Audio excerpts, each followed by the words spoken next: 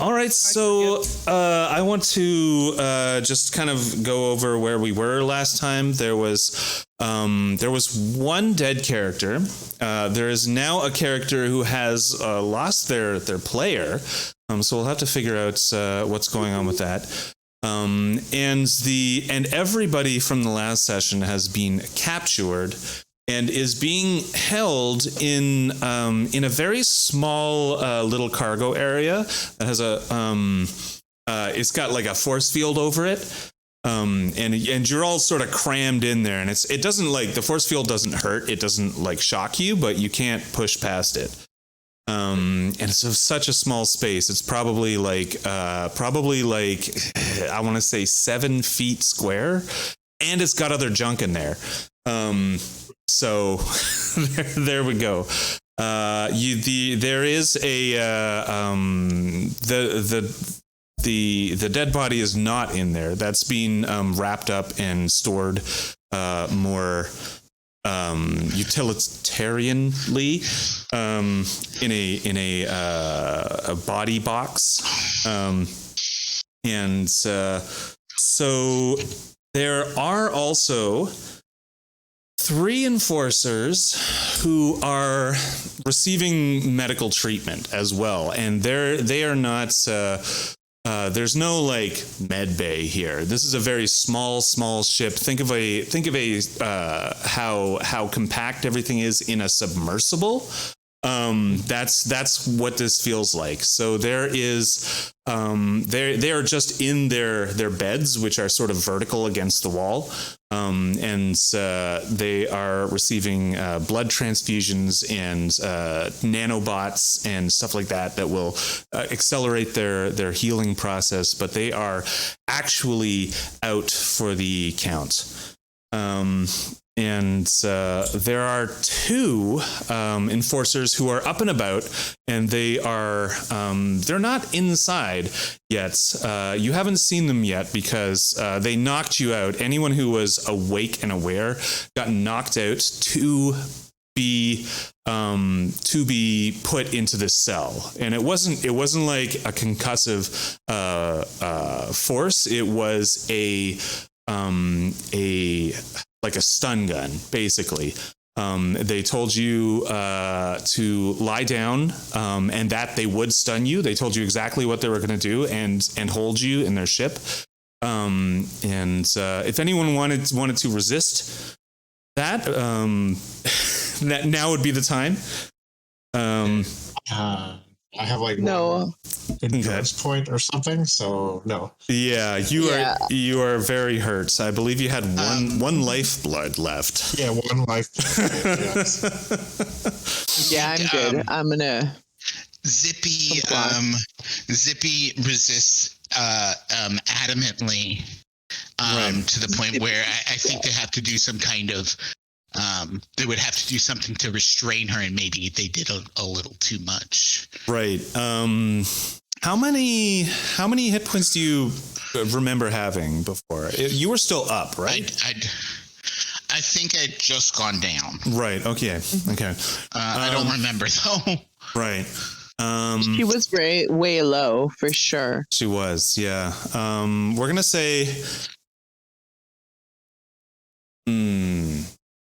Because you couldn't have resisted. But you make the narrative however you want, and I was just trying to give you an out for her. Yeah, exactly. If she is necessary for the narrative that you need for these characters. She's not necessary, but it might be interesting to have this extra character kicking around. So she is going to be in the small holding center, totally out. She's incapacitated, and she is being treated by it's like a little shoulder band. You know how you see joggers running around with a shoulder band and it's got an iPhone or something on it? It looks like that, and it's got like vitals on it, and you know that you've seen these things before. They're like field monitors, basically. And you can see that her life signs are steady but low, whatever the hell that means in medical terms. So that's what's going on. So Mouser, Zen, and Zippy, who I should actually write down here so I don't forget that she's there. As you know how my mind is, I'm forgetful. But still trust. It's not somewhere else. Yeah. And so that was where we left off. I should there is one new person here, so I should present a primer about the environment. This is basically a big lava planet. It's a huge volcanic planet that is right where all of this has taken place. All the ground is made of obsidian. There is a magma lake. There are sentient steam people. There are lava pigs that come out of the magma lake, and they are apparently pretty aggressive.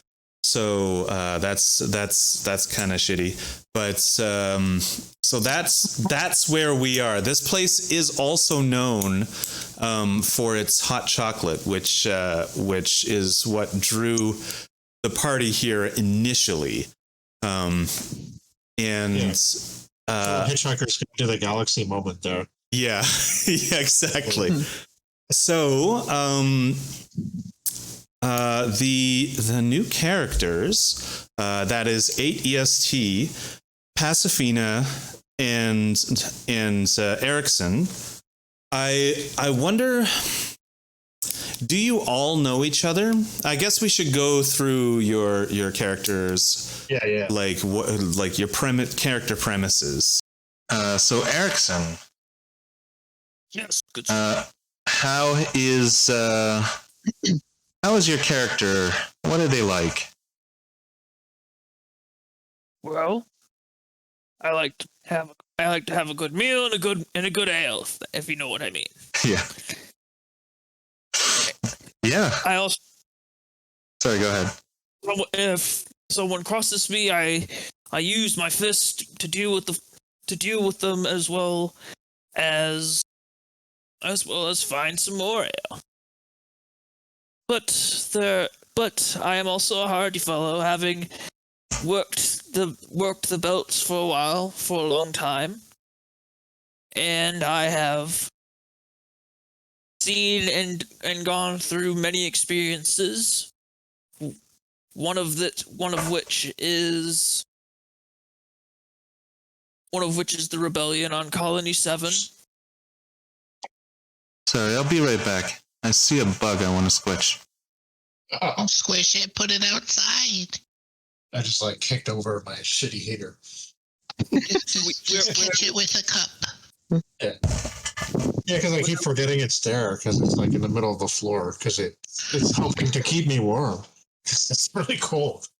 Got it. Where we fought the most egregious of laws and poorest of bosses. I fought. Go back to that second beer. I like that second beer situation. So what? Better than a second is a third. That's right. Oh, I'm back.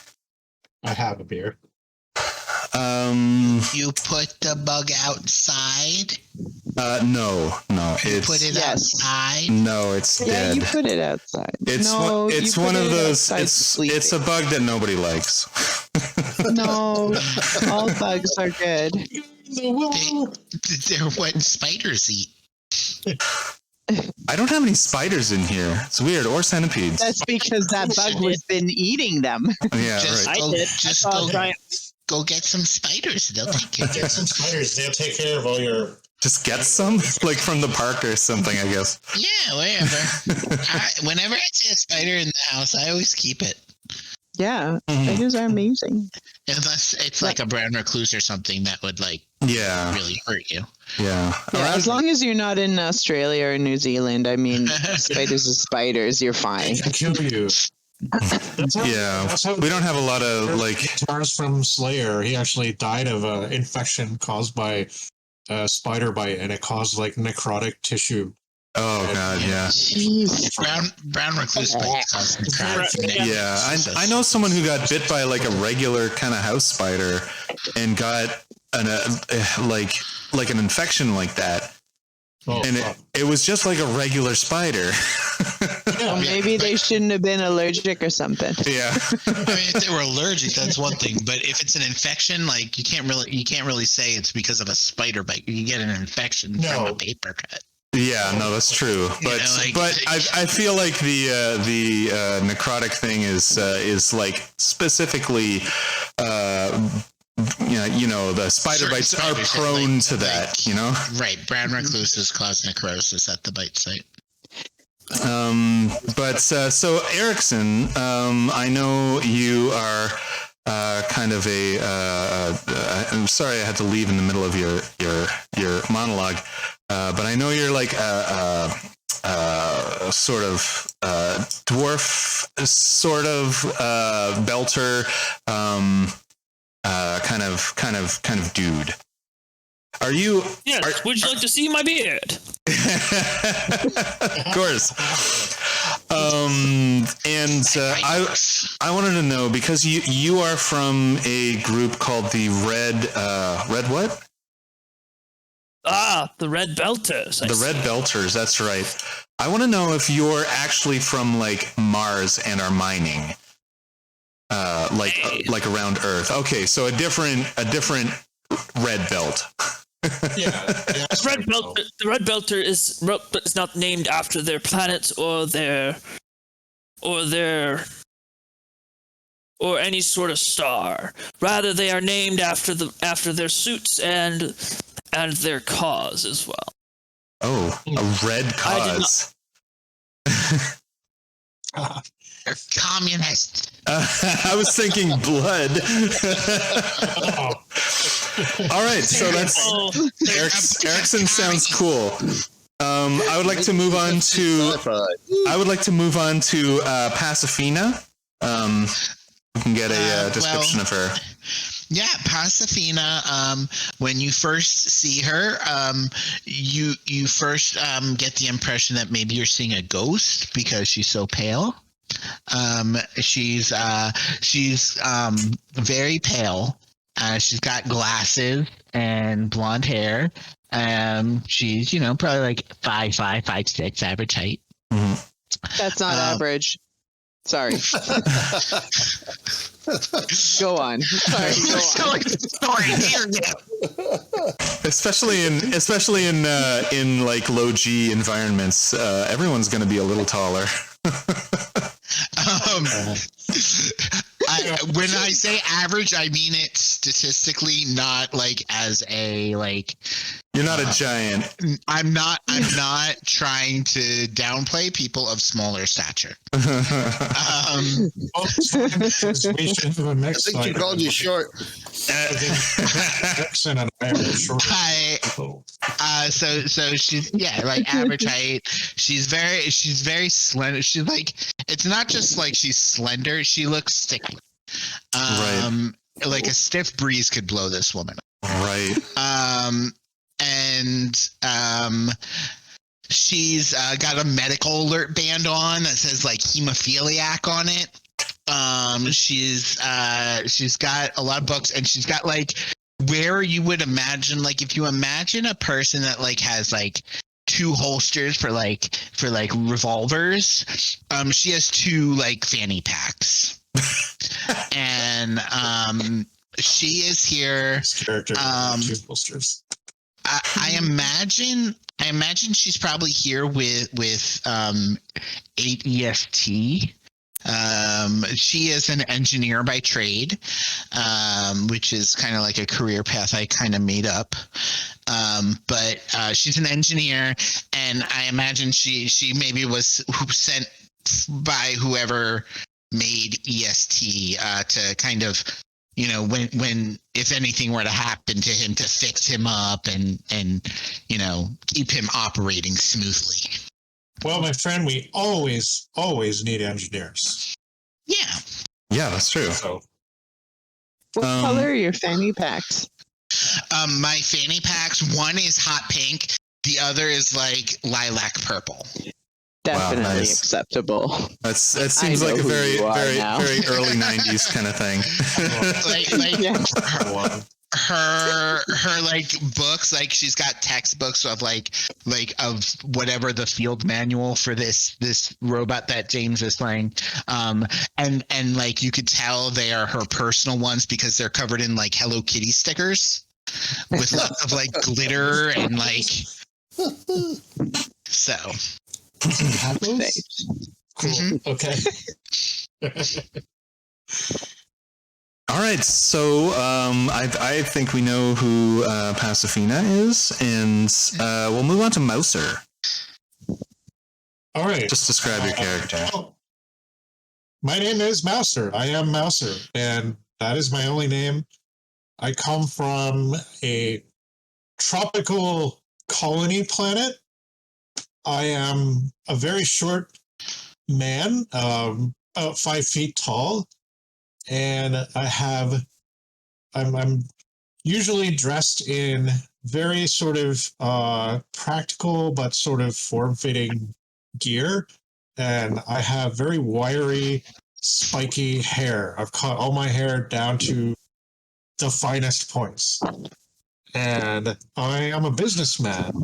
I like looking for artifacts and treasures. I travel to different planets and I try to build up a workforce. That's part of what I do. So I know a lot about the trade routes. I can get you good deals on all kinds of different things. And, well, I ended up sort of mixing up with some people, and we ended up on this planet, and some interesting things were found, but we also got in a lot of trouble, and I'm in a lot of trouble right now, let me tell you. So, yeah. What else to say about Mouser? Well, you'll find out. Yeah, this group definitely gets you in trouble, or is it the other way around? I feel like you kind of lead them by the nose a little bit. So you're following your nose to the promise of money, and they're following you to the promise of money. All right, so Zen. So I'm Zenata, or Zen. Most likely Zen. I am a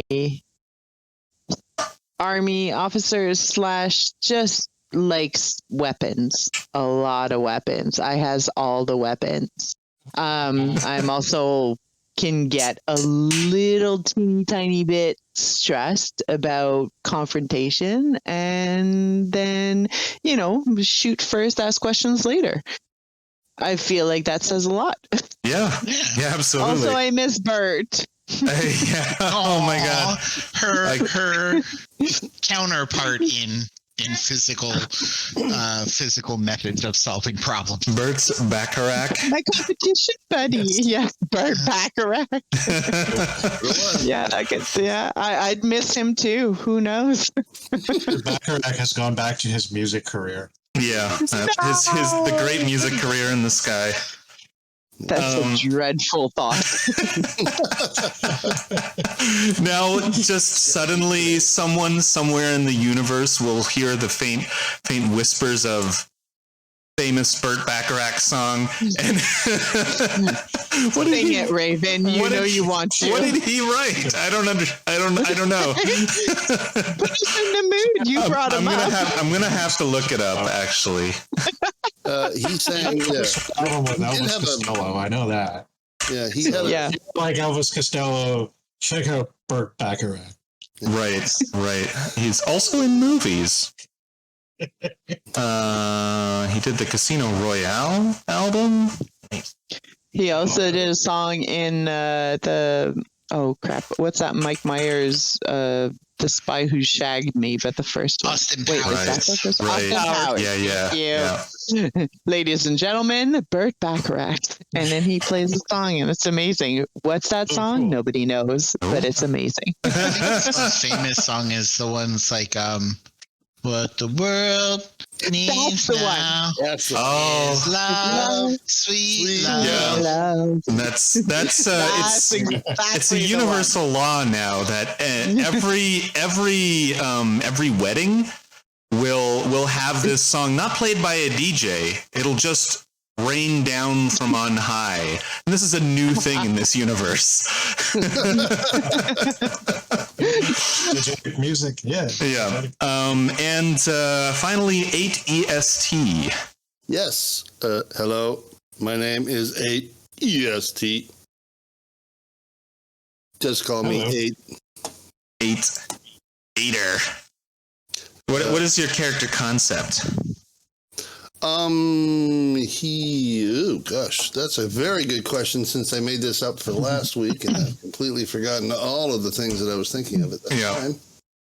Where is the little, just give me a sec here. Yeah, no problem. Long-ing thing here. What was I? I'm a scholar. That's what I was. Sweet. Because I essentially am, like I said again, 8. We'll just call him 8 because it's easier. He is essentially just a wealth of knowledge. So think of him as C-3PO. a walking Google. So 8, please look up. Okay. Yeah. That'll be his sort of answer to those sort of things. So any knowledge that you require, he does. The weird kind of thing is, as you can see from his picture, he looks like he should be an evil robot, but he has a very pleasant demeanor. Right. Far more likely to talk than to do any combat whatsoever. But he does, weirdly enough, on his, we'll say, left arm, there looks to be like a tube. Yeah. So there is a shotgun there. Oh, wow. Cool. For self-preservation only, or to protect Pacifina, because Pacifina is He carries no essentially weapons, so. yeah, I essentially follow her around. So wherever she is, I am literally sort of towering over behind her to make sure that she is okay. That is my only Yeah, I like this. only time for for violence is if somebody is threatening or Pacifina is in danger. Right. I do like this character concept and the way he's sort of connected with Pacifina. So I'm going to give the party a little bit of a advantage on your knowledge checks, meaning that you will get a +1 on any knowledge check that is not initiated by you. That is asked of you, like Alexa or Siri. You know, if somebody says, "Hey, 8, what is the capital of North Dakota?" or something like that, you'll have an extra +1 on that. Cool. Calculating as I look it up actually on Google. Yeah. It's Potato Land. Oh, wait, no. Potato that's South Land Dakota. is the capital. Right. Which? Potato Land. Potato Land. Cool. That sounds accurate to me.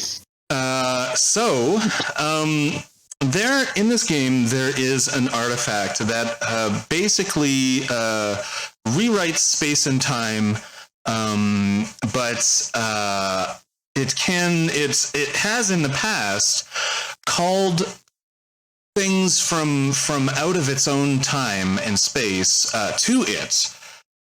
So that's what is happening when the three of you, the three new characters, that is 8, Erickson, and Pacifina, all show up at the little cafe that serves hot chocolate.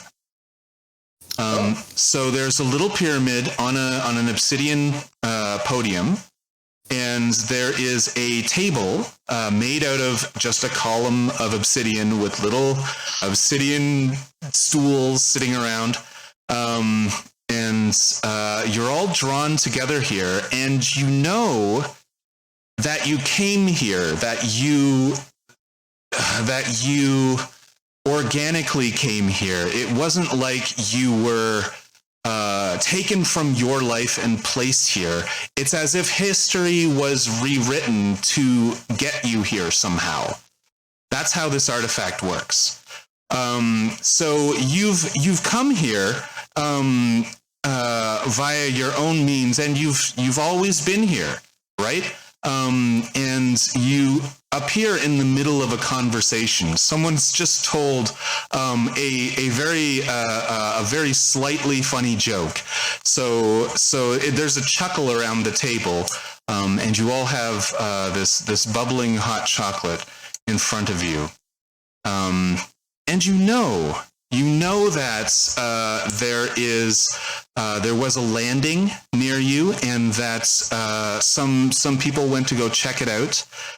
You don't necessarily know these people, but you know that has happened, and you are enjoying a pleasant time being waited on by the steam people near a lava lake.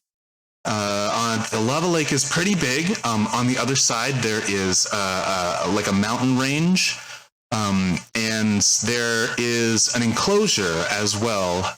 So if it gets pretty hot during the middle of the day, so you could go inside and wait out the heat.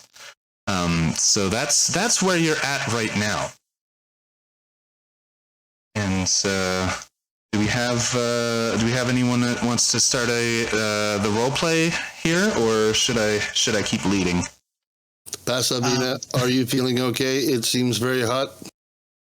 Pacifina is visibly sweating and looks as though like kind of almost if she stayed out here much longer, she'd start panting like a dog. This needs more alcohol in it. And you can actually see him just take out like a little like canteen of whiskey and just pour some in there to his hot chocolate and drink it. Much better. And he kind of looks over to Pacifina and he goes, it could be worse. Here, Fanny, it could be. You could be working in a mine, deep underground and much hotter equipment. Yes, my doctor said if I'm ever in any temperature over 38 degrees, that I need to limit my exposure to only 5 minutes at a time. Yeah. Your voice, sorry. Why have you been out here?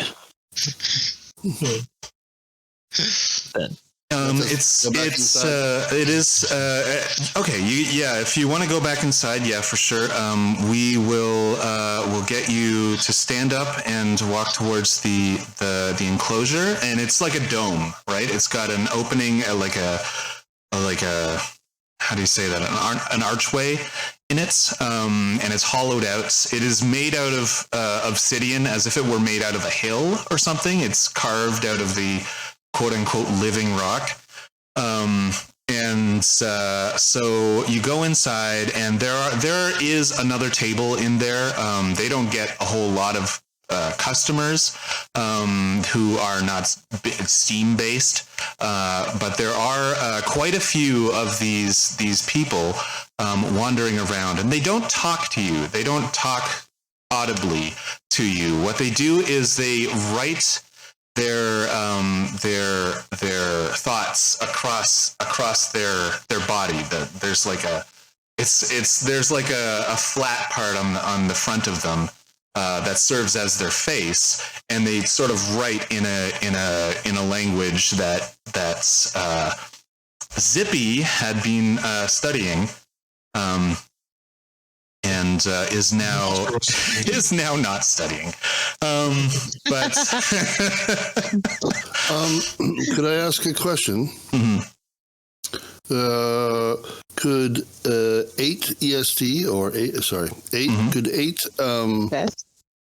find out if he understands the language? Yes, he could. Okay. So roll your knowledge. Since this is a self initiated one, don't put the extra +1 on. I have another question. Oh, right. Okay. Just give me a sec here. I got to roll dice to see which ones are the good ones today. All right. Okay. Yeah. 10. A 10. 7 plus 3. Absolutely. Your 10 will get it, and you know the language. You know the language. You know the people who speak it have proliferated the language out. There are small colonies, even though they are not a spacefaring race. They have been colonized with the help of some other races onto other planets. They haven't been colonized. I mean, they have colonies because they asked for help and they got it from other races. So there are a few colonies, and it's a little known language, but it's you definitely know it. And these steam people, what are they going to be called now that you know who they are? They will be the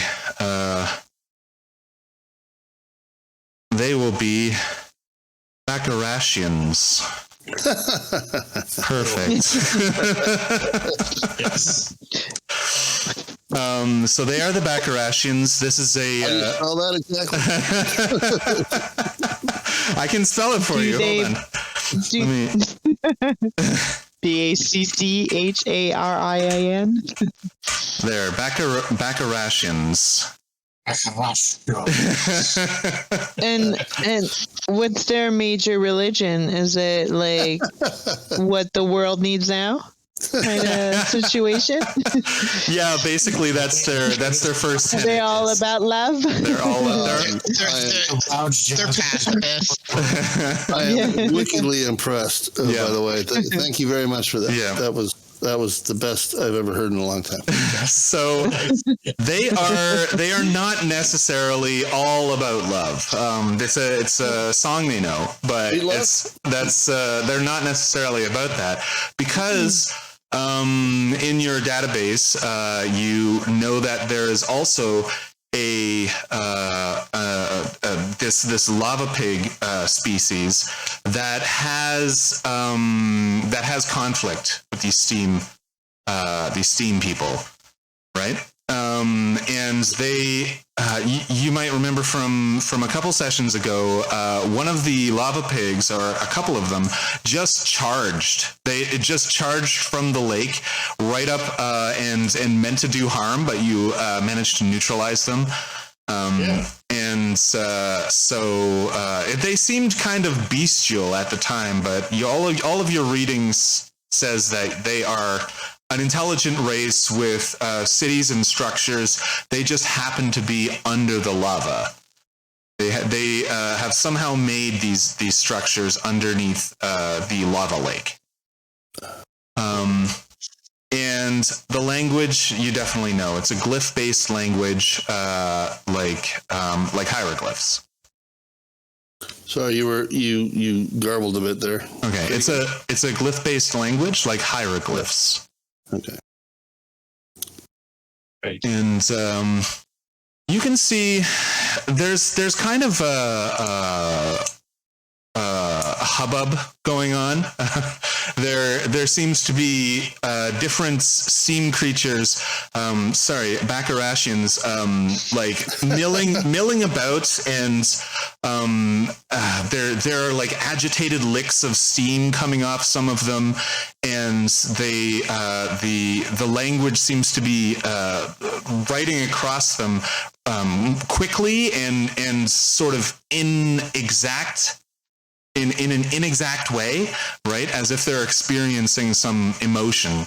And and there's like a cluster of these things.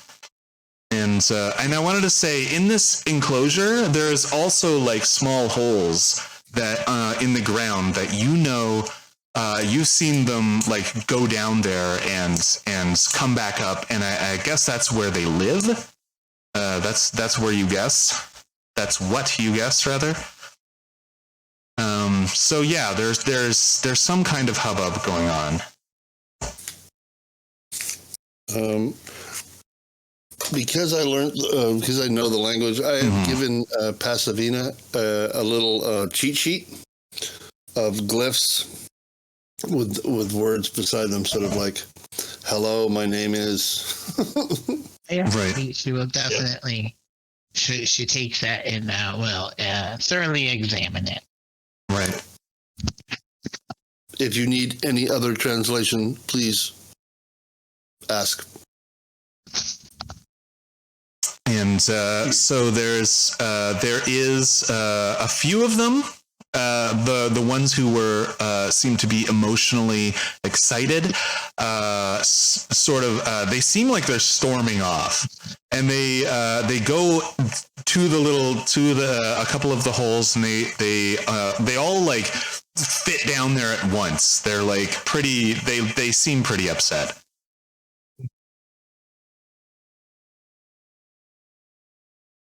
What do you think? There's still some left in the room. Did I overhear? Were they animated? Because how do they speak language? So is it like steaming of air, sort of? It kind of like if you imagine your finger in the sand, and you're writing words. Just imagine you're writing hieroglyphs, but those hieroglyphs are disappearing fairly quickly. That's cool. So they sort of the steam itself sort of comes out of them and then forms these glyphs as they go. Yeah, exactly. Oh, that's neat. That's very cool. James is very cool by that. 8 doesn't care. But so would I be able to? Were they being animated in the sense? Were they just like? Sorry, I got a little overexcited there. Normally, when people talk, it's fairly low, right? But was there a steam creature that was sort of being quite animated, going quite fast, or whatever? Yeah. I mentioned before that some of them seem to have these little arms of steam coming off of them that these people don't usually have, and they're not like arms like with hands or anything. They're just like little tendrils that are coming off of them and falling away. And the writing is normally very ordered, they're sort of. If there's some beside each other, they seem to have good margins and everything. But these ones that seemed agitated, animated, they were kind of slashing their words out, right? So they were the language was a little bit inexact, right, and larger in that way. So you figure that, some of them were feeling very emotional and were speaking with, like, out of emotion. I say to Pacifina, I believe there seems to be a problem. Pacifina right now has gone into one of her fanny packs and has like this little tech toolkit, and she seems to be fiddling with some gadget that she's creating here, which with close inspection you can tell is a vacuum injector. In which she is hoping that she can capture some of the steam that comes off of these people to form a kind of like a cooling water circuit so that she can kind of make like a personal AC device. But she will put this down and say, "Oh, what does it seem to be the conflict?" Right. And They're talking. He literally asked. Go ahead. Like he's confused about it. The Erickson's like completely confused about it. He's just kind of sipping his coffee, just watching these weird steam, like gusts of wind walk around, and then they're talking as they're talking. I'm like, he goes, "They're talking." You see here, this is this chart, and this is when they do this, it means hello, and Fanny will show you the chart that 8 gave her. He kind of looks at it, kind of tilts his head, looks at it close, looks at it far away. Yeah. He goes, and he kind of gives like this curt little grunt, and he kind of hands it back. He keeps sipping on his thing. He's like, they don't have one for alcohol. They don't have one for any good food. So they have this hot chocolate, which is good, but I do prefer a bit of meat on my bone. He sips this hot chocolate again. I believe there was an incident of some kind, is what I determined. What kind of incident? There was. Do I know enough about it that I could determine that there was some sort of fight? In the craft, so on and so on. No, you don't know. They didn't mention anything about a fight in the craft or anything like that. You did see because you weren't necessarily in the conversation, so you only got bits and pieces of it. Some of them were facing away from you. Some of them are facing you, and you got the impression that that new friends have been gone for too long. Oh, right, because we know them. Yeah, you've been sitting there for a little while, you know. My favorite character was Bert. Sorry. I believe our friends are in some sort of trouble. Like what kind of trouble are they? Like, did they say what might have happened? I couldn't see all the conversation, but there seems to be a ship that landed close by. And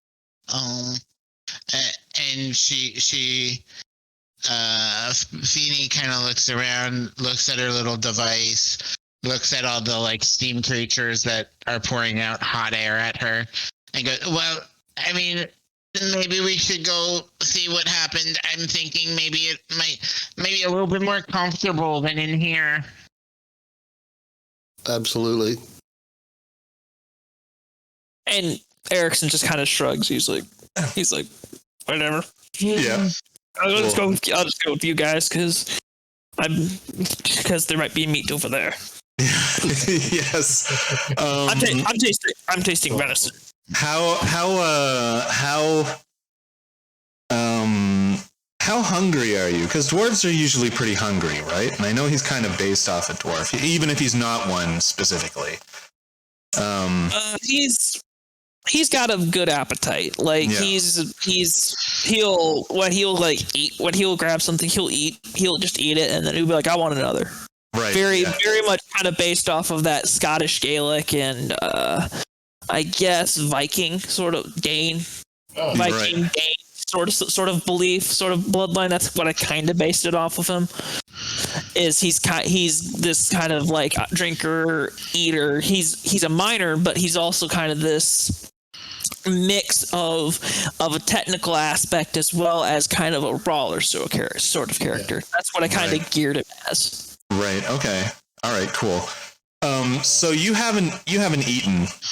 There hasn't been an animal with meat yet that has crossed your path, but there has. You've been kind of chugging this hot chocolate, and so you're pretty hungry. Like I feel the honesty in this character when he says, "I need to go out there and get some meat." All right, so it seems like we're agreed that we're going to go and investigate the landing site.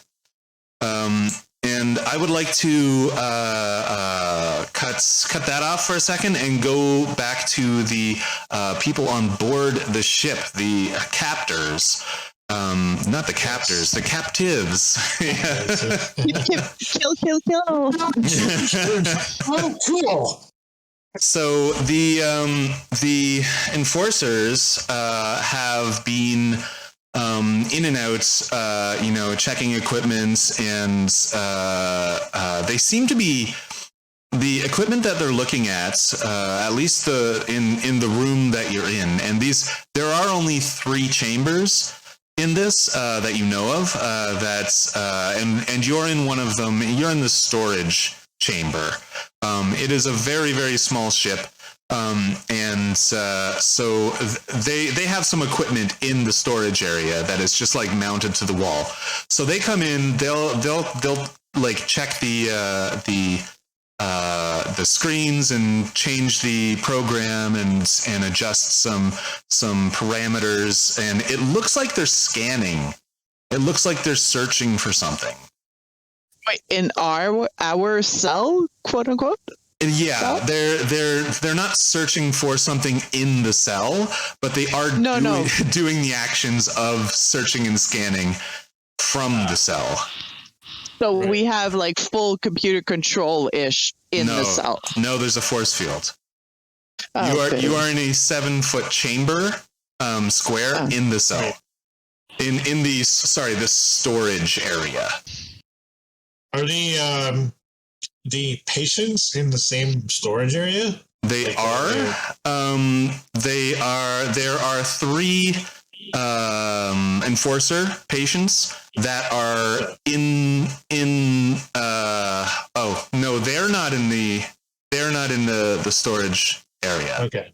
They're in another chamber. You don't know where they are, but there is one. The dead body of Bert Baccarat you saw them pack it up into a little. It's not this small, but it's like body sized for him. It's like a collapsible box that can be extended. There's like an accordion part of it, so he's been packed away in that and neatly put in storage.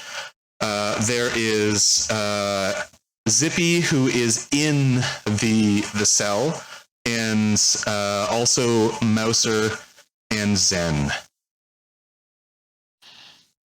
So Bert Baccarat is like Bert that I had competitions with, right? That you had competitions like James's old, James's old character, Bert Baccarat. Yeah, that's right. It was you and Baccarat. You were like both combat trained, so you were both like kind of, like it was friendly, but you guys were sort of in competition. Friendly competition. Yeah.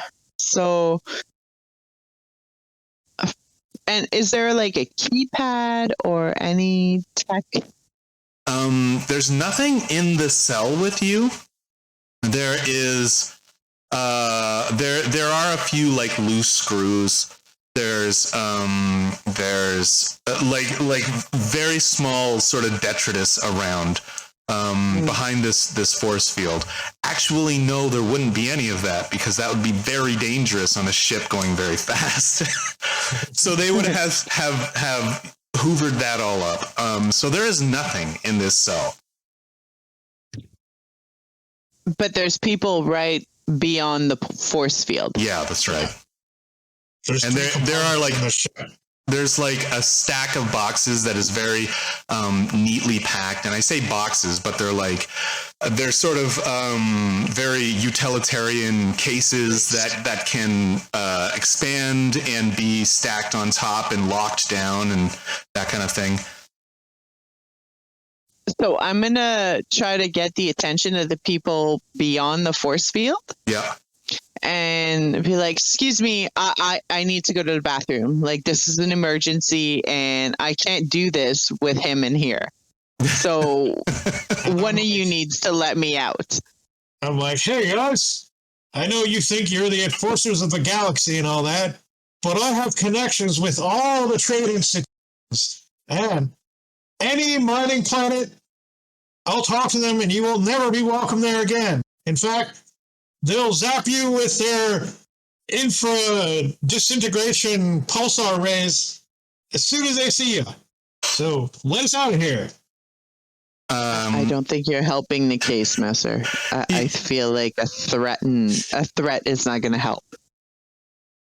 Yeah. Sometimes it helps. Anyways, fuck you.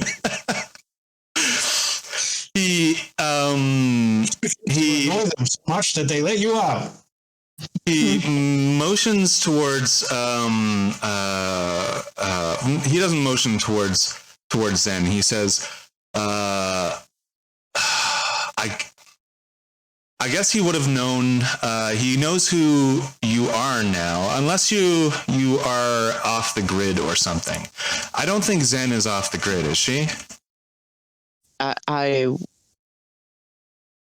don't know. Did the army say no to me anymore because I like to shoot too much? No, that's right. You were in like some armed forces. So I feel like after they knocked you out, they would want to know who you are, who is with Zippy Brannigan, and not Brannigan. Zippy Bravado. And who is this party that is traveling with her, and what bad are they up to right now? So they would have taken some DNA while you were out and run it through their computers, and they are currently you don't know if they have any information on you or not yet, but you can assume that the technology is there. They can figure out who you are. But they this one looks at you, and motions towards the wall, and a small aperture opens up, and he says, you can do your business in there. It's automatic. It'll take it away. Yeah, no. No. I mean, I get this, but no. This is not going to work for me. Can I talk to your manager, please? And he turns to, Yes. he also turns to Mouser and says, oh, sorry, did you say your name? That's not what he says, but I'm asking you if you said your name. I did not. You did not. Okay. So he turns to you and he says to you, you say that you know a lot of people all around the galaxy, all around the universe. And that's absolutely correct. And that's that we will be outcast if we do not uphold the law. Well, I didn't say anything about the law. If we do uphold the law, that's what I meant. I said that I know people and I can get things done. I didn't say anything. So you're considering a bribe? I didn't say that either, mister. This is less of a bribe, more of a threat. Let me know. What did you do? What did you do? What did you do? Let me know when you have figured out if you want to bribe me or not. Or if you want to, or if this is a threat or not. And it's at that moment he's kind of smirking and chastising you, and behind him you see like there's a red blip that pops up on the screen, and it reads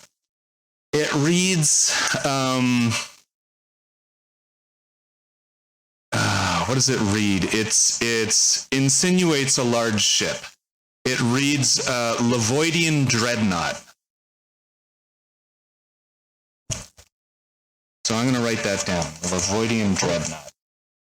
Just behind And us? I'll turn to the guy who's talking to Mouser and be like, listen, I'll tell you anything you want. Just please let me go pee like in a private environment. I beg you. Anything. I'll tell you anything. I'll give you one of my Gauss rifles. You can have one of my Gauss rifles or a shotgun or another pellet. Like, I mean, yeah, just one, but like really just anything, please. Just let me out of there. He's going to respond to. No, I'm going to respond to Mouser first as a DM.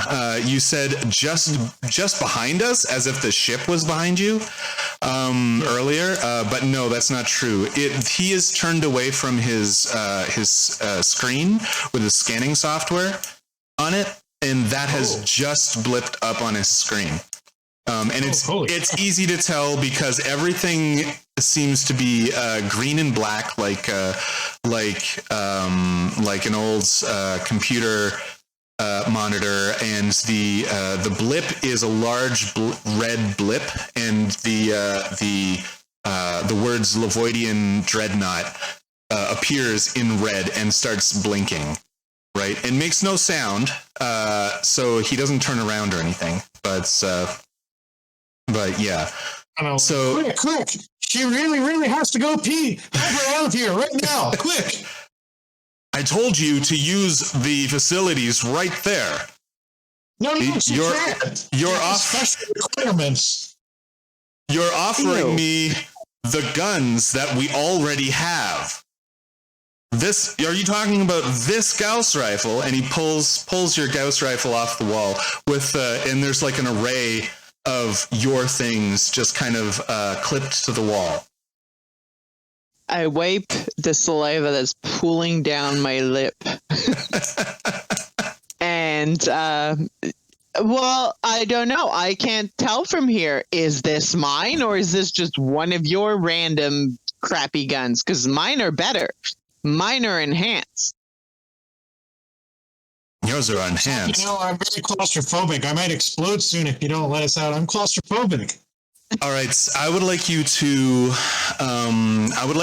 roll at this point a social check. The both of you. Both of you roll a social check because I feel like one of you is kind of threatening. One of you is kind of trying to appeal to him. Okay. It's -3 if you don't have any social. That's right. Yeah. Well. Alrighty. What do we got here? 3. Yeah, I didn't do so good either. Let me see. What's my social though? I need to find that out. Also, I rolled doubles. Oh, you rolled doubles. I don't know. Nice. I rolled threes. Nice. Threes. Right. Cool. So we'll figure out what complication there is. Mm-hmm. And right after JM tells me his roll. Yeah, I'm trying to figure out. Sorry, I know I wrote this down. Shit.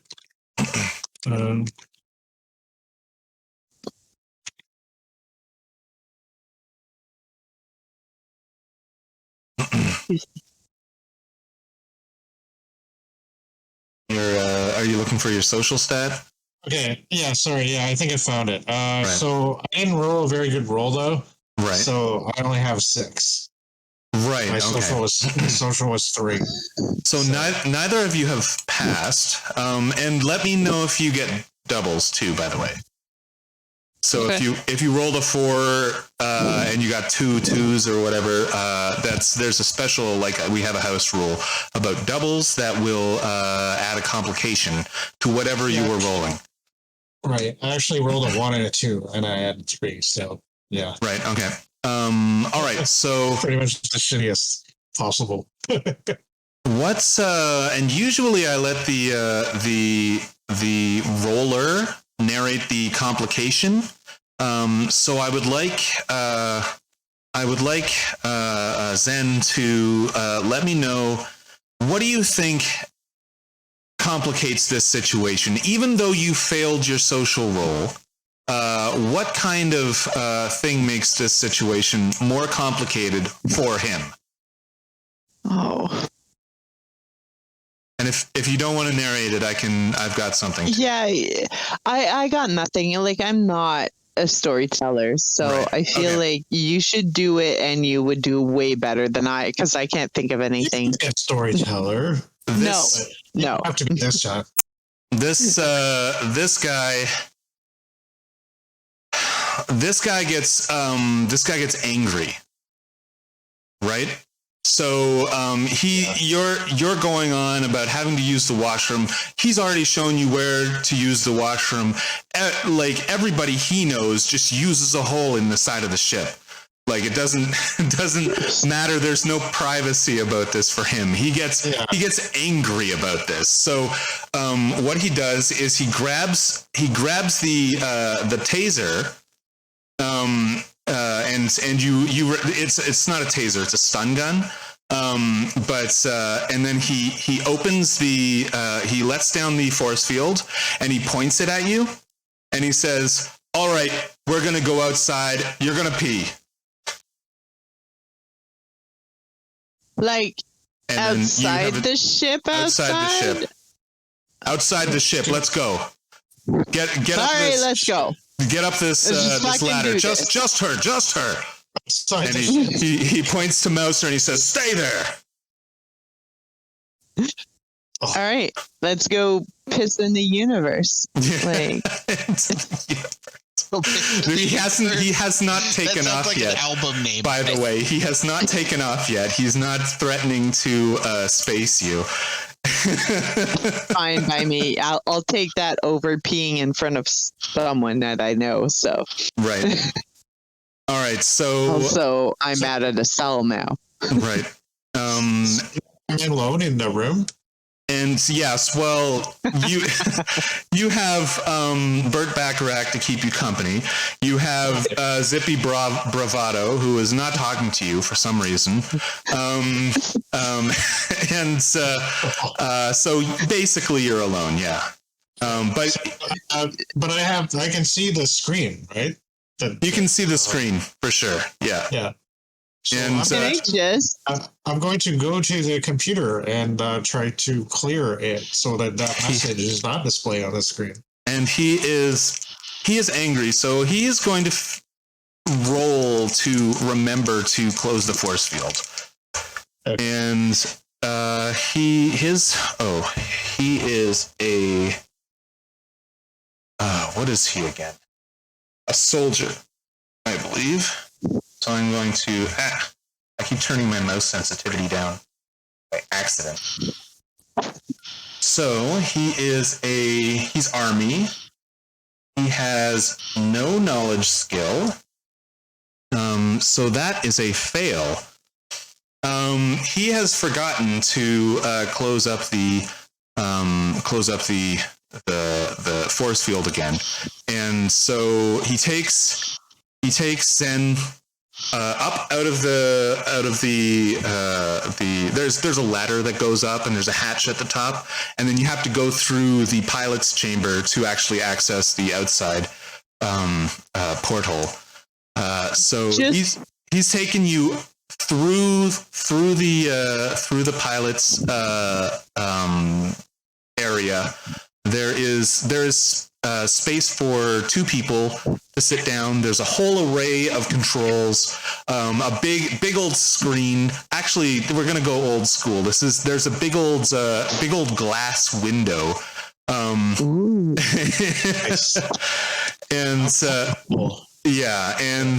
he gets you to go up through the porthole. And he's got the stun gun trained on you the whole time. And if you want to interrupt me at any time, just shoot something out.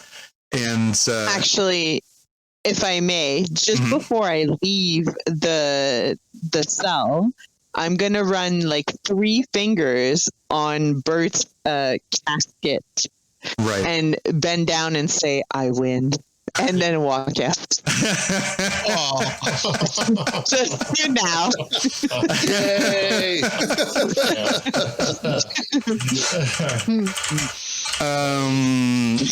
But then I will go out until we get into the chute to go actually outside. Like you said, there was a ladder.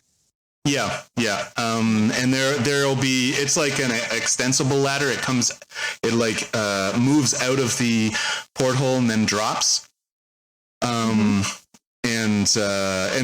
This was still in the ladder going up to the pilot's area, the cockpit. And then on the other side of the cockpit, there's the porthole to go outside, and then that's where the ladder is that sort of comes out and then drops down to the ground. Are there anybody beyond the cockpit before I go outside, like that space between the outside and the cockpit? There is the other guard who hasn't been the other enforcer who hasn't been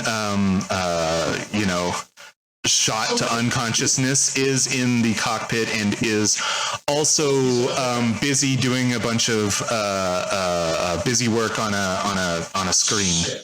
So he might be able to see. So one person plus the one guy that's got his gun trained on me. Mm-hmm. Yeah, and he looks. That guy looks over and raises one eyebrow, and the enforcer behind you just kind of grunts, and the pilot, the guy in the pilot's seat, accepts it. Can I tell how many weapons does the pilot seat guy have? On him? Yeah. Like on him right now? Yep. You do see a holster with an auto pistol right there. There are no like loose guns around. Right? Everything is battened down. There are weapons on the wall. But that guy failed his check to lower the force field. He probably also forgot to put away your Gauss rifle. So your Gauss rifle is sitting downstairs in the storage area with Mouser. So they didn't remove my weapons? I have a lot of weapons on me. Yeah, they did remove. They removed your weapons. They put them on an array, like a clip array, on the wall in the storage area. And you were talking about your Gauss rifle. And saying, "Oh, it's I'll give it to you." And he pulled it off the wall and said, "This one? Haha, I already have it." Okay. But then he got angry, just put it down, opened the field, and got you out of there, and he's now leading you out, and the field is down, the Gauss rifle is sitting on the floor. He totally forgot to put all that stuff away. Okay, so if I can metagame for a second, as I'm leaving the cell, I will look at Mouser and then like shift my eyes towards the Gauss rifle. Like to say, like, grab that fucker. But I will continue on. Yeah. However, once I start climbing up the ladder to get to the outside, where the pilot is and where the guard, quote unquote, is, once the guard has put 2 feet on the oh shit, what did I call it? Sprungs? No. Ladder. The rungs. Rungs, thank you. So once the guard has at least his 2 feet on the rungs, I'm going to kick him in the face and then jump down and try to grab his gun and point it at the pilot, if possible, and if my dice agree with me. So you are in front of him. I think you're thinking that he would go down first and that you would hit him. No. I'm assuming that we are going up the ladder.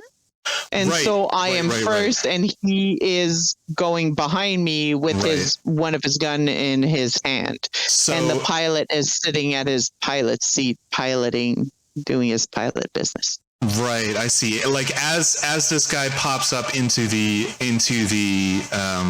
cockpit, his head comes up, and that's when you kick him. Yeah. Okay. Yeah.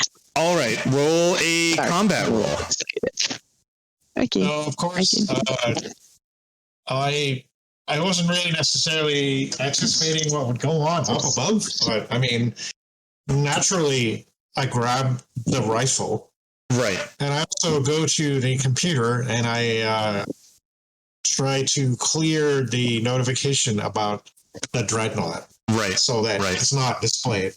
All right. Let's figure out this combat roll first, because I feel like it's happening pretty quickly. So you thought you had a little more time to clear the notification, but let's see how this guy gets kicked in the face. Yeah. So I got a 12. A 12 for your combat roll. Yeah, for my combat roll. That definitely hits. So you get to roll. Let's see. It'll be a half D damage, 1d3. So just roll a d6 and have the damage. Yeah. So 3. Actually, I 3. rolled a 5. So 1, 2 Right, is yeah. 1, 2, 3, 4 is 4, 2. Yeah. That's the math. Yeah, that's definitely a 3. I'm gonna mark down because it's not that far after the that long after the combat has already happened. They still have their hit points and stuff from last time. Yeah, I'm not trying to incapabilize word, but I just want to knock him off the ladder so he can fall and I can steal his gun. Right. That's my main goal. And you did 3 damage? Mm-hmm. That is just enough to give them a minor wound. Just enough. These guys were already pretty hurt. So I'm going to get that off and mark down that. And basically, you hit him in the face. He's angry. He wasn't expecting a fight.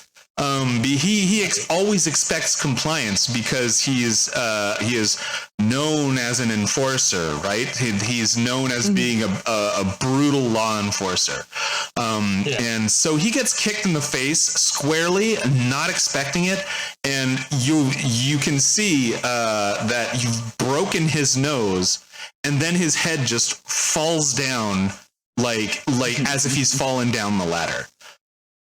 Right? I see. And that was surprise. That was a surprise round.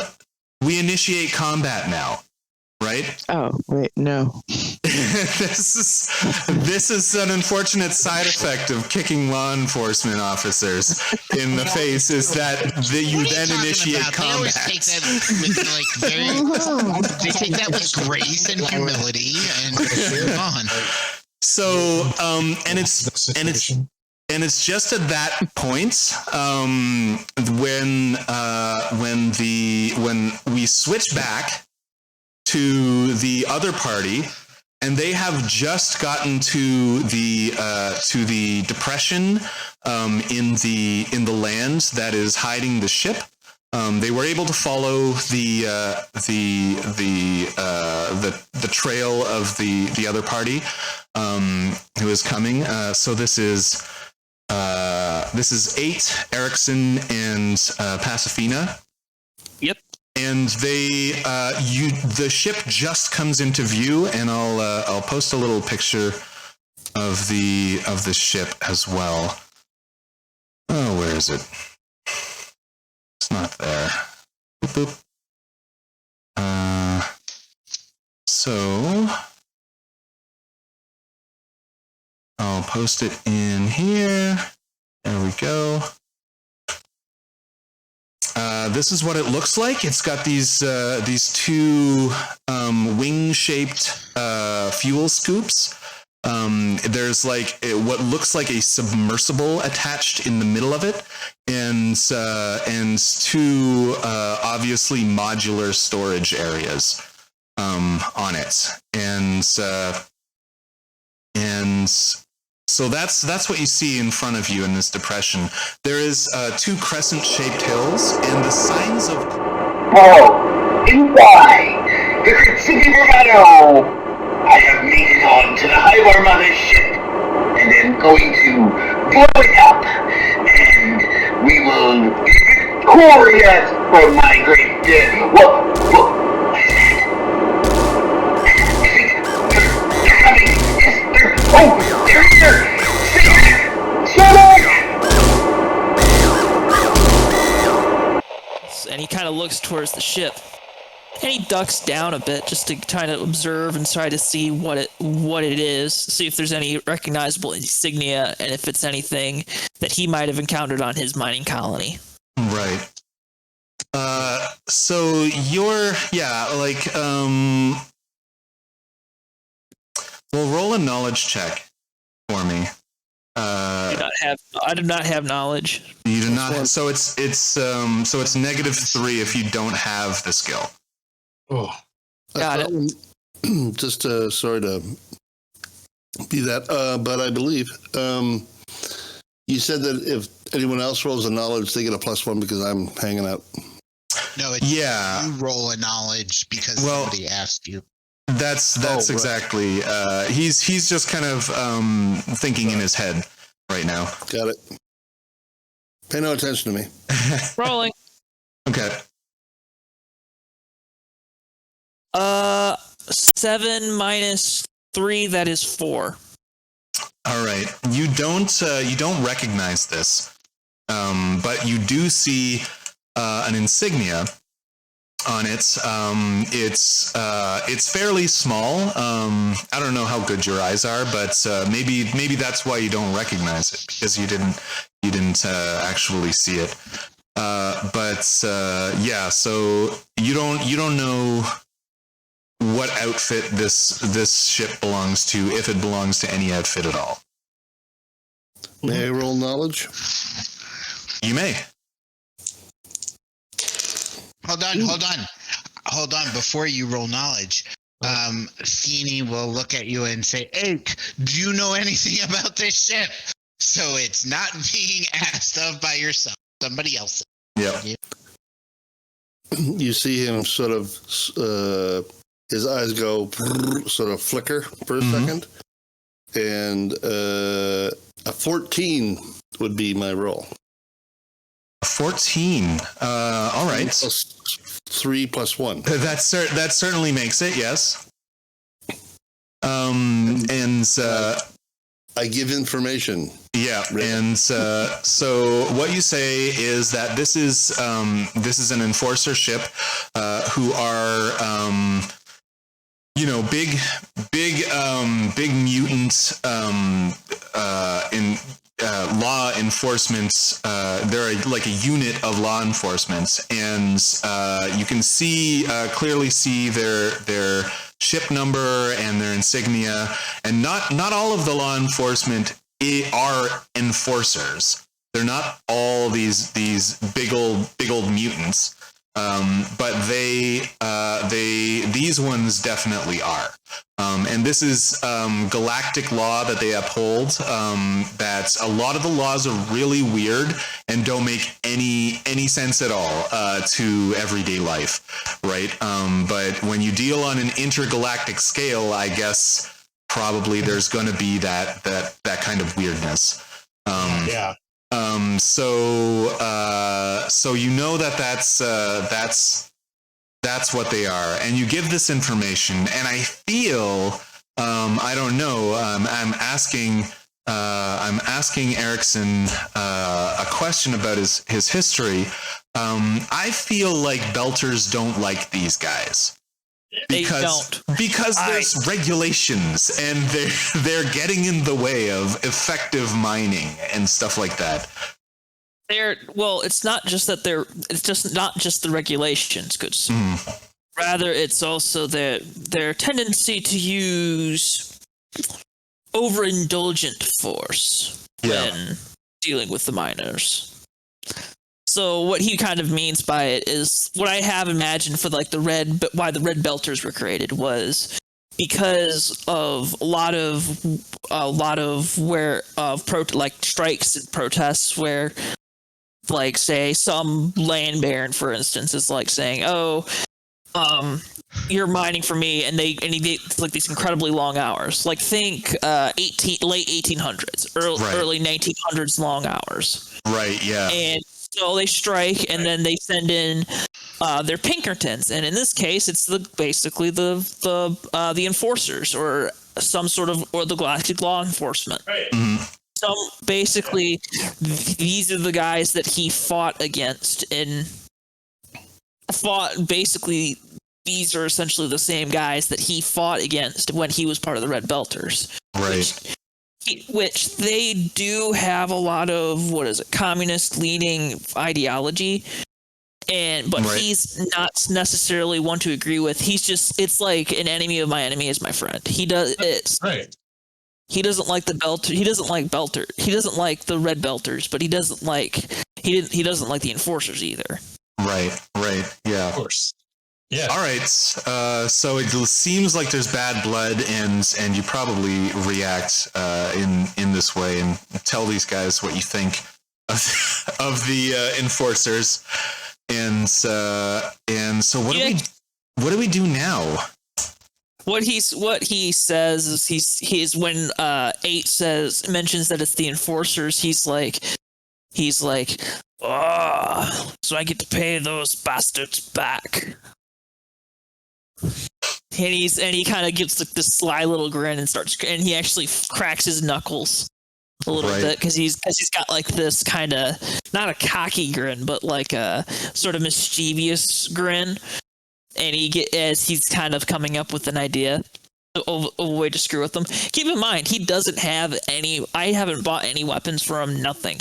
All he has is for a bank account of like 7,000 credits. Right. Okay. Did you want to buy something retroactively? Because you could have equipment. I didn't know this, and what I was originally kind of thinking of was that he was going to be a prisoner depending on where in the campaign he was going to be a prisoner, and so I didn't buy anything considering that. Right. We didn't really look into that. Eh? Yeah. No. I didn't let you know where you were going to be. But right now it is about 9:45. Why don't we take like a 15-minute break? We'll stretch our legs and everything. And if you wanted to just look through the list of stuff to buy, I can. I don't know if you have the Cepheus quantum rules, but there's like a neat tiny little list that you can just blow your money on if you want. Yep, that's what I'm doing right. What I'm doing right now. Cool. We'll go back outside of the ship. And I want to hear what 8 Erickson and Pacifina are planning with this ship. There's no. I mean, there are signs of life. There's a signs of a combat. There are footprints around, and there's obviously the ship in front of you. Can we see like the bay door? Are the bay doors down, or is there like any seeming way to get inside the ship? There is you can see that there is a porthole. Like if you can imagine a submarine style, thick, metallic door with a what is it, like a wheel that you spin and it unlocks the door. Yeah. That's what's on the side of the ship. And you figure that's the access point, but there's no, like, you'd have to climb the ship to get there. There's no like ladder. I see. Pacifina, seeing the combat would have been very, very disturbed by the scene of the chaotic signs of combat past. But having been reassured by by 8 that these are legitimate characters we're dealing with, as they are, endowed by the Galactic Society to uphold the law, she will feel much more at ease and follow the footprints and start screaming out, "Excuse me, is anybody here?" Immediately, Erickson's going to. He's going to initially try to reach out and say, don't, you're going to make the situation worse. But then he gets an idea. Okay. And Erickson what he's going to do is he's actually going to swing behind so that he's trying to hide, and he's going to be having his pickaxe out. Right. Cool. So that when someone comes out and tries to speak with her, he is going to, give him an old 1-2. Right. Okay. And you are sort of in an opening in the walls of the depression. There's like 2 crescent-shaped hills that go around, and they've landed in between those two. And you're at the extreme end of those 2 hills, so it's like there's an opening there. So Pacifina has gone into the middle of that and started yelling at the ship. and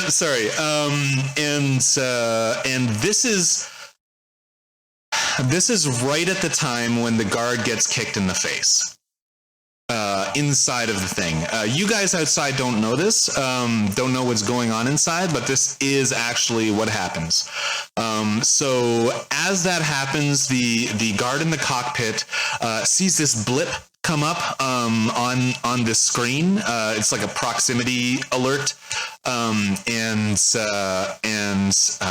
on the sort of glass window, there's a square that comes that sort of aperture's closed, and then searches around on the window, and then stops right on Pacifina, blows up her image, and you can see her waving, saying, hello, I'm there. Ulin's version of knocking on doors. Yes, perfect.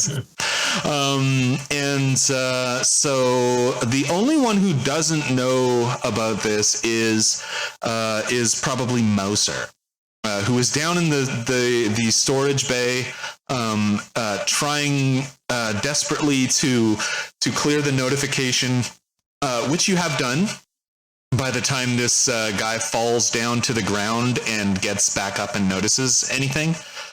So you do clear this notification. You manage to go into the parameters of the search, and you saw that there was a dreadnought. There was not a dreadnought, but a parameter for ships, and you unclick it. Right, yeah. And then so the little notification for the Lavoidian dreadnought just disappears. So you managed to do that, and it seemed more important then than it does now. I still wanted to do it. So yeah, for sure. Nothing to see here. All right. So the one in the cockpit, he has to deal with the immediate threat first. So he turns to Zen and begins combat. There are around the cockpits several guns clipped to the wall. They are blasters. They are auto pistols. They are machetes. They are,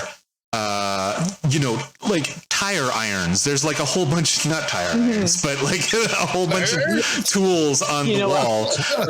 Big ass wrenches. You will say there's a tire iron there. I like it. Weapon of choice. And he initiates combat. What I would like I'm actually, the simultaneous combat gets a little bit confusing.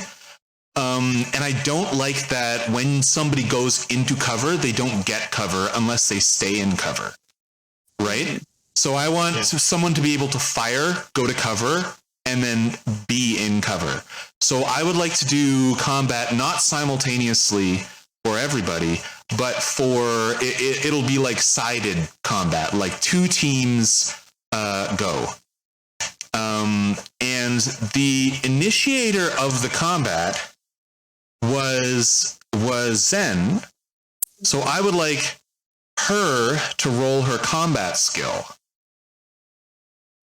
And I will roll this combat skill, and the highest one will go first.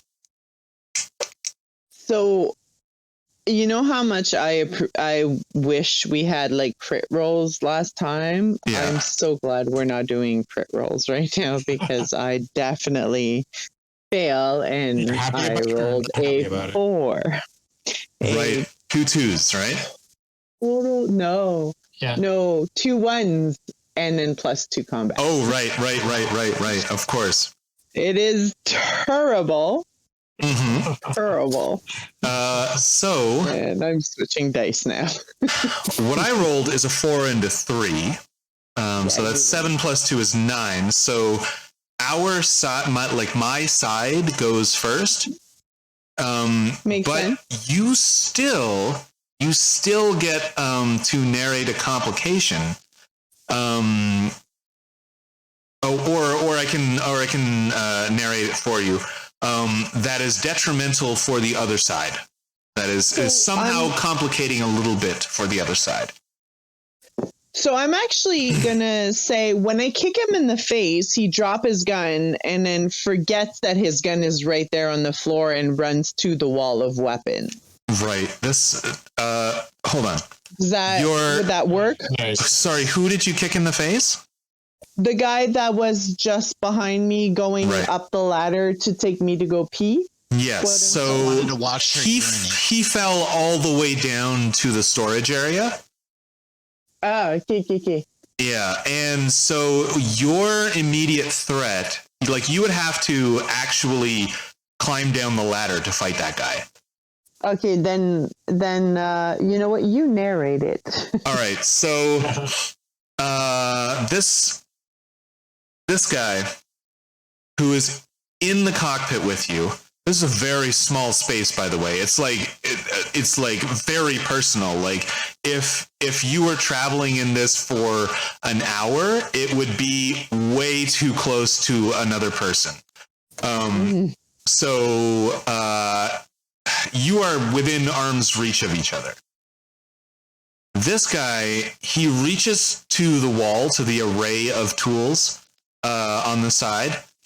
And instead of grabbing a blaster, instead of grabbing an auto pistol, instead of even grabbing a machete, what he grabs is I don't know, what is completely useless in peg combat? From the pegboard that's holding all the weapons. He grabs, I'm going to go with that. He grabs with, at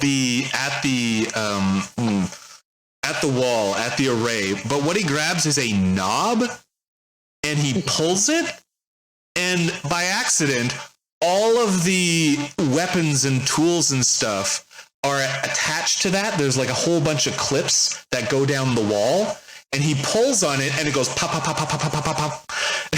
And everything comes flying out and litters the floor, right? So now he could have fired and moved, but now what he has to do is spend his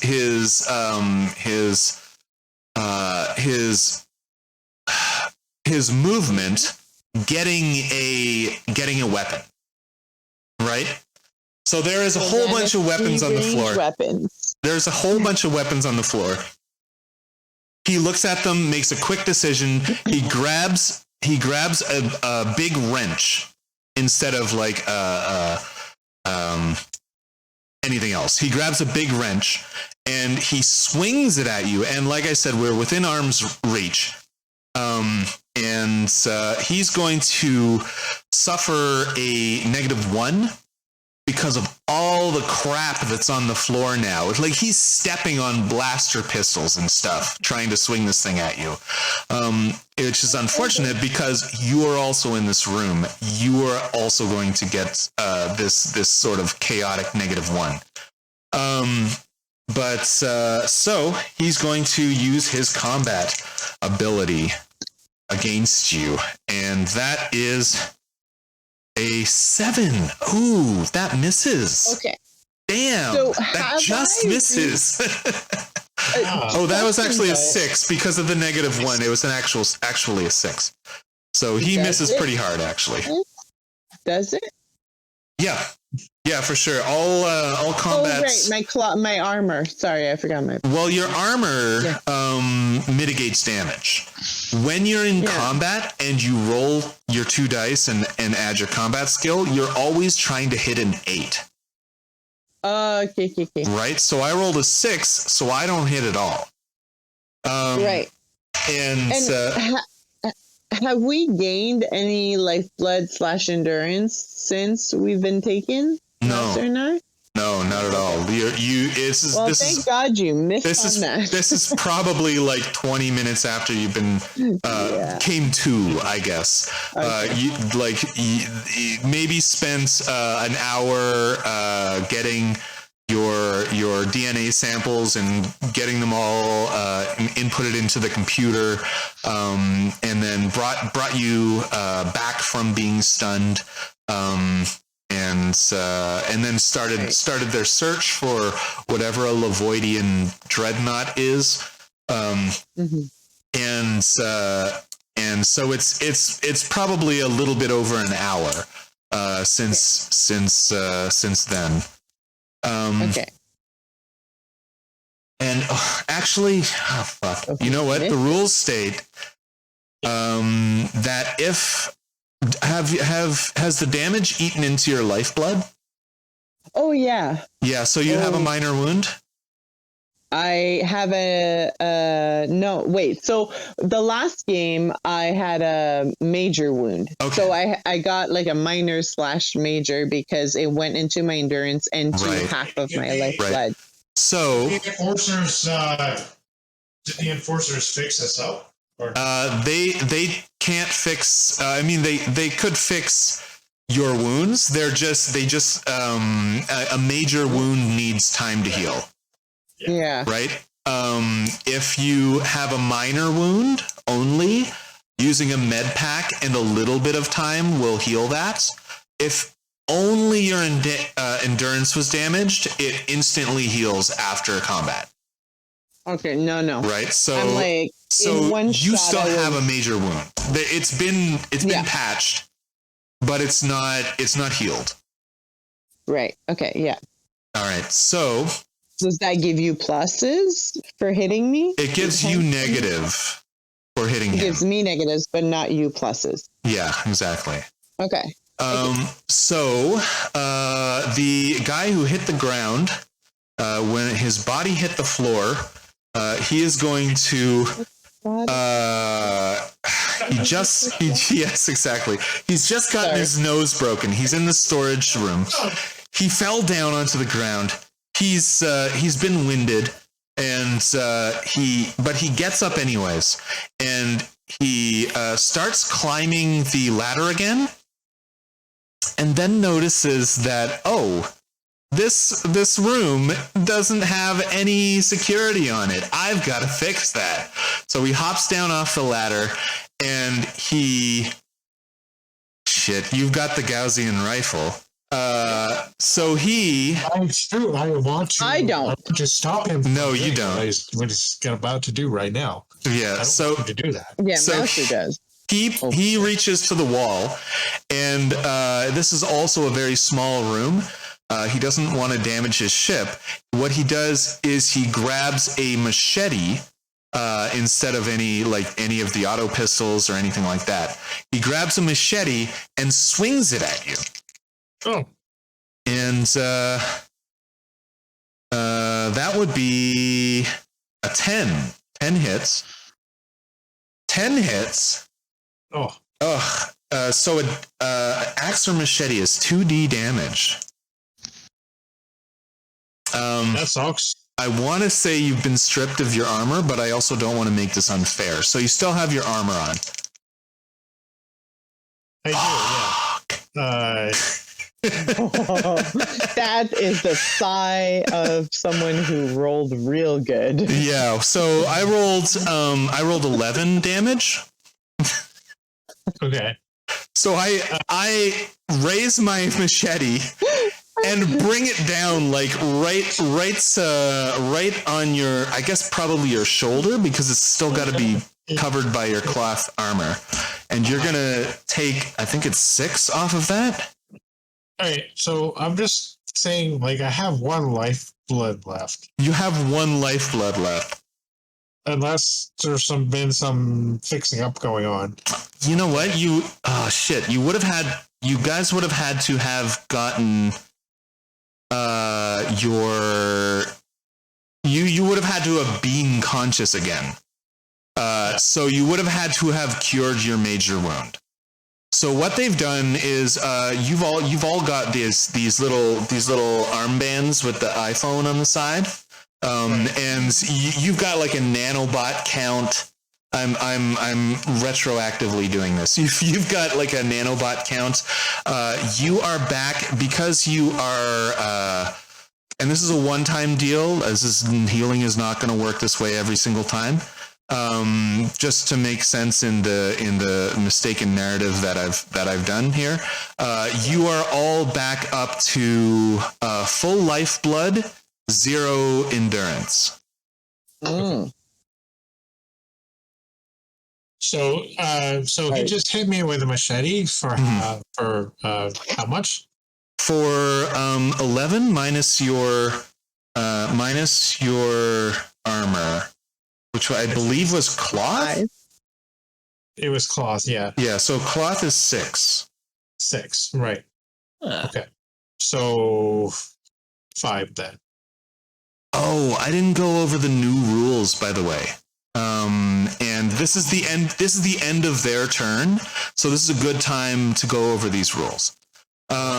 Okay. So you guys all have some ability to manipulate the dice. You all have what are known as luck points. You have a luck pool of 1, and so you each have a single reroll for a single die, not both dice. Like if you roll a 2, you can't reroll both of your dice on a single luck point. You can reroll one of them. But also, something about the luck points is interesting in that they also here. Let me copy and paste this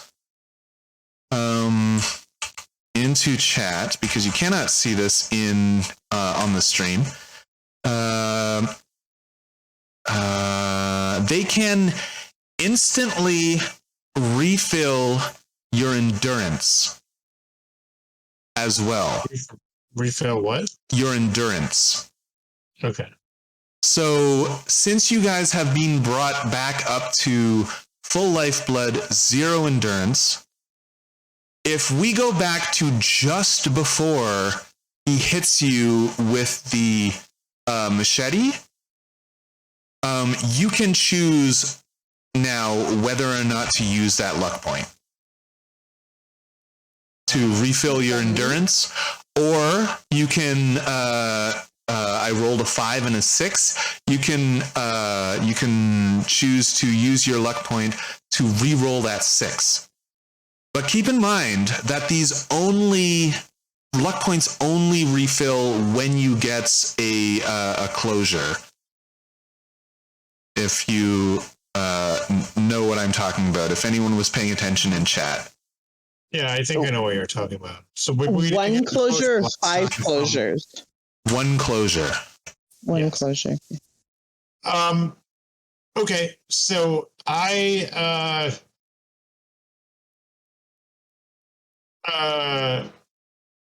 guess I will choose to have a reroll of that 6 then. Right. Okay. Yeah. So the 5 is still there, but the 6 re-rolls, and it is a 3. So 5 and 3 is 8. Right. Minus 6 is 2 damage. 2 damage comes off your full lifeblood. Right. Okay.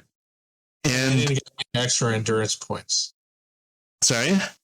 I didn't get any extra endurance points. No, you My didn't. endurance is 0 now, Is it- I guess. It's still 0, yes. And I wanted to go back because I very subtly, and it's still the end of their turn before your turn. So I wanted to go back. I very subtly gave Zen a closure for laughing at the dead body of Bert. I wasn't laughing. Oh, you were totally. Anyways, It was a gloat. It wasn't a laugh. Yeah. It was a gloat. absolutely. So I wanted to go back And a rest in peace. before then, and since you were brought back up to your full lifeblood, I'm going to tell you that you used your existing luck point, the one that refreshed immediately when you got a closure, to bring your endurance all the way back up to maximum. My precious endurance? Yeah, your what, Are you 3 sure? endurance? Yeah, that's it. So now you have an extra 3, Yeah. and you still have your luck point because it refreshed when you got your closure.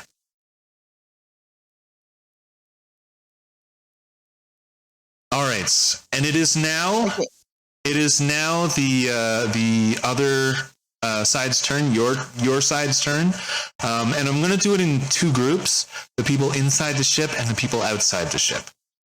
So first of all, the people outside the ship haven't spoken in a while, so I'm going to give them a turn. So everybody outside the ship, you can now act in a combat round, whatever you would like to do. So, has anybody come out of the ship yet? Nobody's come out of the ship, and it's a fairly thick material ship, like a thick-hulled ship. Well, actually, for its size, it's a fairly thick-hulled ship. And so you don't necessarily know that they know where you, like, Pacifina's out there screaming, but you don't necessarily know that there is a combat going on inside. Yeah. All right, so he's gonna find it weird that they haven't responded to the call from Pacifina, Yeah. and so he's going to basically start sneaking up to the door. I don't know how far out it is, but it's probably about I'm gonna say 20 feet to the edge of the wing-shaped fuel scoop, if you know what I mean. If you saw the picture, there's 2 what look like wings, but they're actually fuel scoops. Yep. So there's about 20 feet. Yep. So basically he's going to hurry on up, and then he's going to wait a second, before he slowly turns the knob on the side, and then waiting for a second to prepare himself, he pushes it in with his pickaxe ready, and he starts moving in. Right. It's a little bit of a breach because that's about 2 movements turn. But you know what? I'm gonna allow it. Doesn't matter. So you get up there and you turn it and you breach the door. And what do you have in your hands? What do you? I don't know if you're doing this threateningly or what. He's doing it threateningly because he's. Yeah. And you've got your pick. You said you had your miner's pick. Yeah, pickaxe. Cool. Yeah, nice. Mm-hmm. So you're gonna go in there. You're gonna mine some diamond. You're gonna get some diamond out of these guys' skulls. So you get in there. You don't have necessarily any time to act, but because you've used your double movement instead of your movements in action. But you get in. That's fine with me. You get in there and you see the chaos all over the place. You see the wrench coming down on top of Zen and all of the guns and tools and stuff like just scattered all over the floor. And the very surprised enforcer and Zen and it's a weird scene that you're breaking into. All right, so you get up there. So since I've breached movement with one character, all characters get this breach. So who would like to for the outside group? Who would like to get inside or at least close to the portal? I guess I would. Sorry, for the group that's outside of the. Oh, this is the outside. Okay. Yeah, this is still the outside group. Outside people. Okay. Yeah. Okay. All right. The idea behind 8 is that whatever Pacifina does is what he does. So right. Really, he's a protocol droid, and he's going to protect as well as best he can. Seeing the I guess as it was tried malicious way of this breach, Pacifina will let out a surprised and fearful squeal and spend all the next actions for the rest of the combat running in the opposite direction. Right, yeah, of course. Because you are a wayfish ghost. That's right. Yeah. I forgot about that. You know, if it rained hard enough, she'd probably to death. All right. So is 8 following, or is 8 holding the line so that they don't? Nobody comes after her. No, I mean she's running away. Then you're going to go with her. Yeah. Run to whatever the biggest thing is around, like if there's a building or maybe a giant rock outcropping or an extremely large tree, or if she's really small, even not an extremely large tree, and hide behind that thing. So the closest large structure would probably be one of the Crescent Hills. So you could duck behind that. And that's really close. Like you're right at the edge of one of them. Okay, so I should say that there are basically no buildings around. It's kind of an obsidian desert that you're in. There is that structure back at the lava lake, but that's probably about a 25-minute walk or something like that. That she needs immediate safety, so yeah, she will she'll bravely cower behind this rock outcropping. And Yes, this is shades of Zippy bravado. Very bravely cowering. In Zippy's case, she thought she was cowering. This one has no. There's no pretense. She knows that she's cowering. Right. All right. It's more my pretense. And so 8 will, as she turns to run, 8 will sort of start to say, "Are we going forward? Oh, okay, we are going back," and then follow behind her. All right. Is there any? Sorry, go ahead. I'll just real quick. Wherever she decides to cower down or strategically replace herself, I will stand in front of her. Okay. Yeah. So is there any social interaction you'd like to do while you're doing this? Because I feel like you guys are probably talking all the time. Like I don't know this, but I'm guessing this about your characters. I mean, 8's like her only friend, so yeah, she's constantly talking. Yeah, to like him. Leia, About, sort of like Leia and R2D2.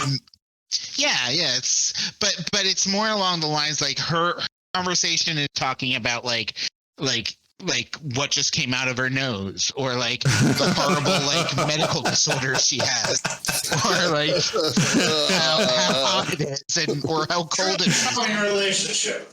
Yeah. James is like, "Ooh," Kate's like, "That is very interesting. I will note that." Yeah. And you've got like a little like petri array inside of your like stomach, where you've got like a bunch of like her boogers and stuff. Yeah. Oh God. Oh, that's terrible. Ugh. But yeah. I collect it all. All right. Ren and Stimpy. Exactly, Ren and Stimpy. Goblin display. They have inspired a lot of my humor. In fact. Yeah. No problem. The only thing I will say to Pacifina is this the best way to help our friends? And as I stand. She will say, "Well, I can't help them if I'm dead." You have a point. She does have a point. That's absolutely true. So I'm going to zip back to the inside of the ship.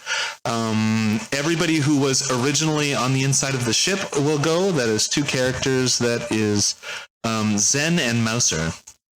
Yeah. And you guys can decide which order you're doing this in.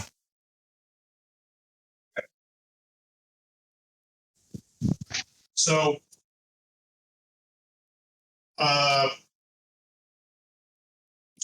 so what was the last thing that happened? The guy in the face and the what was the guy fell down the ladder. wait? You were trying to clear the notification, and he picked himself up and picked up a machete from the ground and hit you on the shoulder with it for 2 damage. Yeah. Right. Okay. I have my rifle that I've just obtained. I'm going to shoot him. Absolutely. Yeah, your rifle is clearly labeled on the array of your stuff that's on the wall. It's very organized, right? Yeah. It's like a pegboard with a whole bunch of equipment. Everything's got little tags hanging off of it. All of your stuff says I don't know what it says. It says short round on it. We've gone to Indiana Jones. So Exactly. I get my SGM or whatever it is, right? Yeah, your SMG. Yeah. So you picked that up off the wall. Yeah. And I guess you're firing it. I'm firing, yes. Yeah. Okay. Let's hope you hit, because this is a very small space. Oh yeah. Shit. I hope something absorbs all these bullets. All right. I don't think I have any combat score, right? So Right. So that would be a -3, wouldn't it? Hang on, let me just see. I don't. Yeah, you've got to check because I haven't written down any of your stats. Okay, I have to check then. Yeah. Hang on.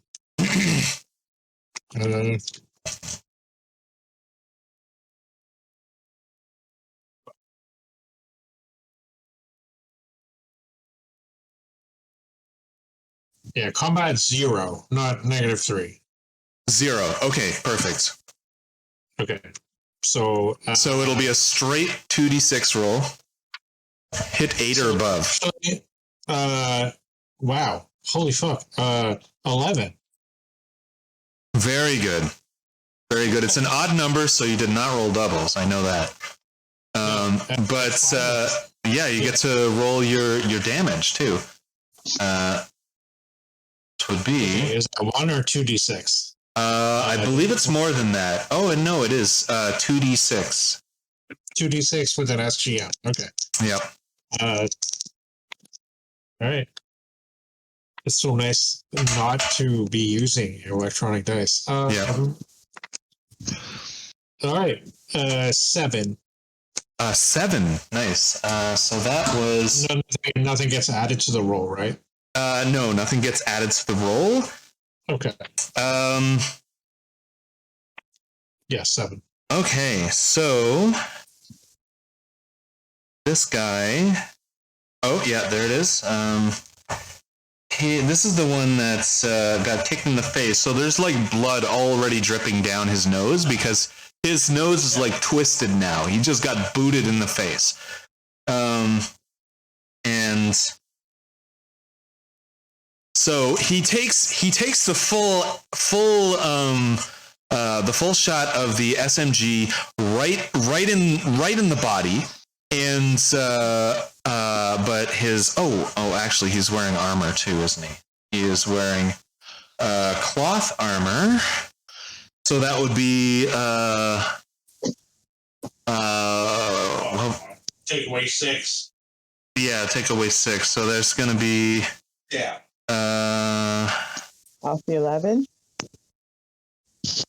Yeah. Okay. Got it. So he takes a whole bunch of bullets right in his body armor, and you can tell some of these things penetrated because he's started bleeding out of his uniform. And SMGs are automatic. You can keep firing if you want to. Just remember that this is still a small space with metal walls, and that if you miss, if nothing absorbs these bullets, it will quickly become a very dangerous chamber for you to be in. Well, yeah, I am aware of that. No regrets. Okay, yeah, sure. Beat 8. So,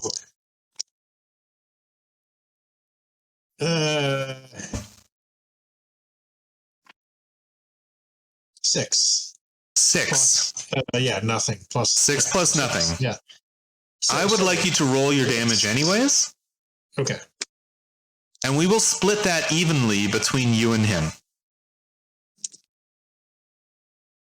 What? We will split that. Oh, but you know what? You're both wearing the armor because I foolishly gave you your armor. Okay. And 6 is half of 2d6. So you can't possibly roll enough to damage you. All right, that's fine. But you do miss.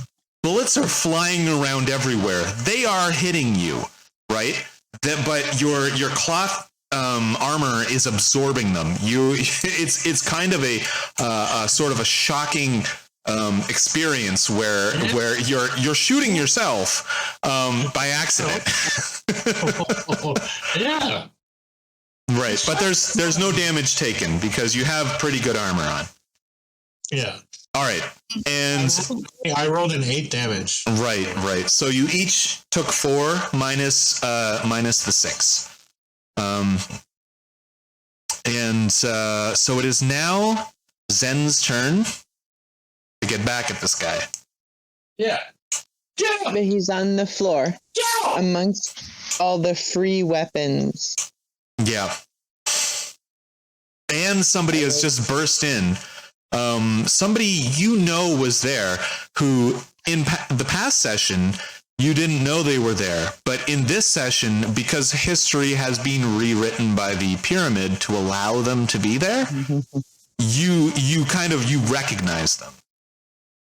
So recognize them as in they're on my side, or yeah, they are... yeah, like you saw that they were at the steam Choco Steam Cafe, Choco Cidian Steam Cafe, and you exchanged a few words. You don't know his intentions necessarily, but you as players you're on the same side. So let's go with that. Okay. What kind of weapon is he holding? He is holding a pickaxe. A miner's pickaxe. So he's not much help. What is the pilot is doing? The pilot has swung at you, and has, I believe he missed. Mm-hmm. That was right. the thing. Okay. I will jump off the ladder, grab the first gun that is at my feet, and shoot it. Right. No thinking, no aiming, just grab and shoot. All right. So these people have an array of weapons. They have. I'm going to say. Whatever is at my foot. Yeah, they have. Roll a d6. A 1 or a 2 is a melee weapon. A 3 or a 3, 4, or 5 is one of the shooty weapons, and a 6 is a let's just roll a d6. Just roll a d6. I'll tell you. Exactly. Well, sorry? I have been sucking on them dice, and I got a 1. A 1. So, let me see. It's a melee weapon. Yeah, it's a melee weapon. It is a... You pick up a vibro sword. You know how to turn it on, and because you are trained in combat, you know exactly what this is. It feels natural in your hand. And you squeeze the handle and rev it a little bit like a motorcycle, and it starts humming in your hand, and this long blade is now about twice as dangerous as a regular sword. I will not think, and I will swing at the person in front of me. Right. No thinky, only killy. Yeah. Do it. So, 11, 12, 13. 13, nice. You hit. So roll 3d6. And I said that it was twice as damaging as a regular sword, but I feel like regular swords in this universe are vibro swords. Maybe I will need a vibro sword in my weapon. So 3d6. Oh, roll that. What's this set? 7. 7 damage. I rolled a pair of double. No, 7 damage. Right. So a 7 will be reduced to a 1. Because of cloth armor. Yeah, because he's wearing cloth armor. So it does cut through his armor, but it's very tough. Like there's different layers. There's like nylon and Teflon, and there's there's a very very thin like ring mail kind of layer. So there's definitely it just barely cuts through, and you are done your turn. Yes, I am. And unless you want to move. No. No, okay. No, I want to kill. Yeah, of course. So the one in front of you, he's got this wrench. Oh, that's nice. James posted a lightsaber, a vibro sword, and called it a tire iron in chat. Oh, sweet. Ridiculous. So he's going to swing his but does he swing it at the miner? Hold on. No, he swings it at me. Yeah, I swung at probably him. Why he's wouldn't going to continue trying to hurt you. Yeah. Woo. Okay, so that's I'm gonna die, but that's okay. That's a 12, Yep, which complicates that's what I said. your action, and also hits. I'm going to call it probably an axe worth of damage because it's a big wrench. It's not like chopping damage, but it is still a huge wrench wielded by a genetically engineered enforcer. And that is 5, which doesn't actually cut through your armor. That's it? Just 5? Just 5. Yep. Okay. Well, so I definitely gain a minor wound. But you're wearing your armor though. Oh, right. Which right. has 6 minor. protection on. Yeah. Sorry, So it doesn't do any damage at all. Right? Yeah. So the one downstairs, like these guys are they're fighting for their lives now. They're kind of like, oh, now we are in over our heads, and we have to attack the most threatening thing in front of us. So this guy who's downstairs in the storage area attacks the dude who just filled the entire chamber with flying bullets. He's got his hand weapon, and he will. I forgot the complication. That hits, by the way. That is a 6. That is a 5 and a 1 plus 2 is 8. That hits Mouser. But I want to go back to the complication. So he swings at you. It doesn't penetrate your armor, but what it does do is make you step back, and you step on a gun. Some kind of gun. You don't know what it is. It's behind you, so you don't know. But yeah, this is you, Zen, and you slip and you fall down. You're going to have to spend your movement to get back up. Basically, you will be able to attack. But you won't be able to move anywhere. I don't know if you were planning on that, but you've lost your movement for next turn. Okay, that's cool. All right, and so I have hits, just barely hit Mouser down there, and what was he holding? Yeah, what was he holding again? He was holding a Jousting? No. He was holding some kind of hand weapon. It was a rifle. It was a rifle that I took from. No, I mean not you. I mean the guy. He was holding like the enforcer.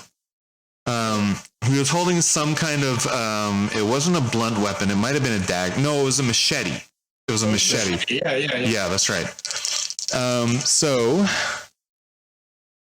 he hits you and he does 4 damage, which doesn't actually do any damage because your protection is 6. These guys are actually kind of sucking in this combat round.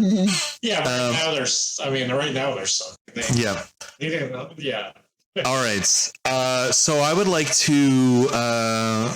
We're going to switch sides in the combat, and I would like to do the inside first, because it might end the combat. Like I don't know.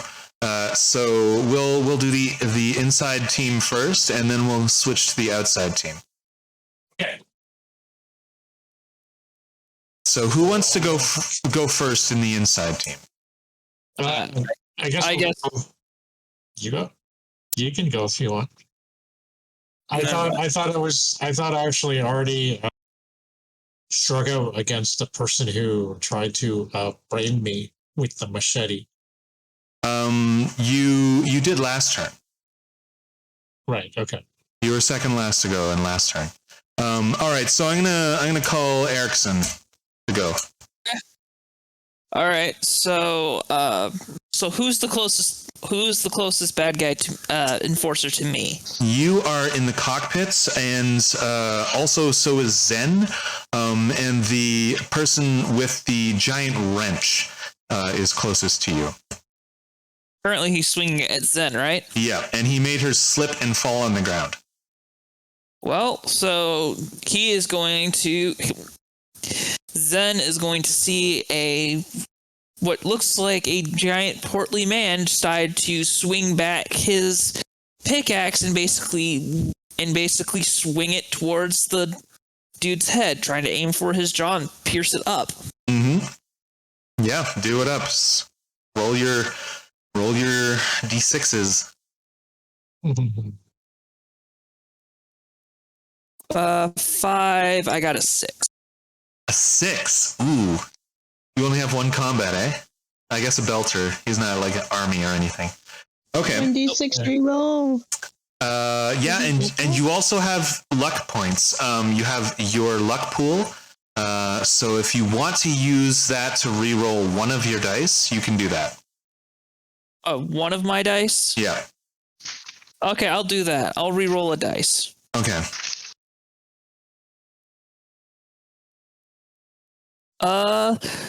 Okay, so that's 4, 3, 7. 7. That just barely misses. No, that's 7, 8. I said 4, 3, 7. That's 8. Okay, perfect. Awesome. So that just hits. That was great. Okay. So roll your damage, which I guess is 2d for axe or machete.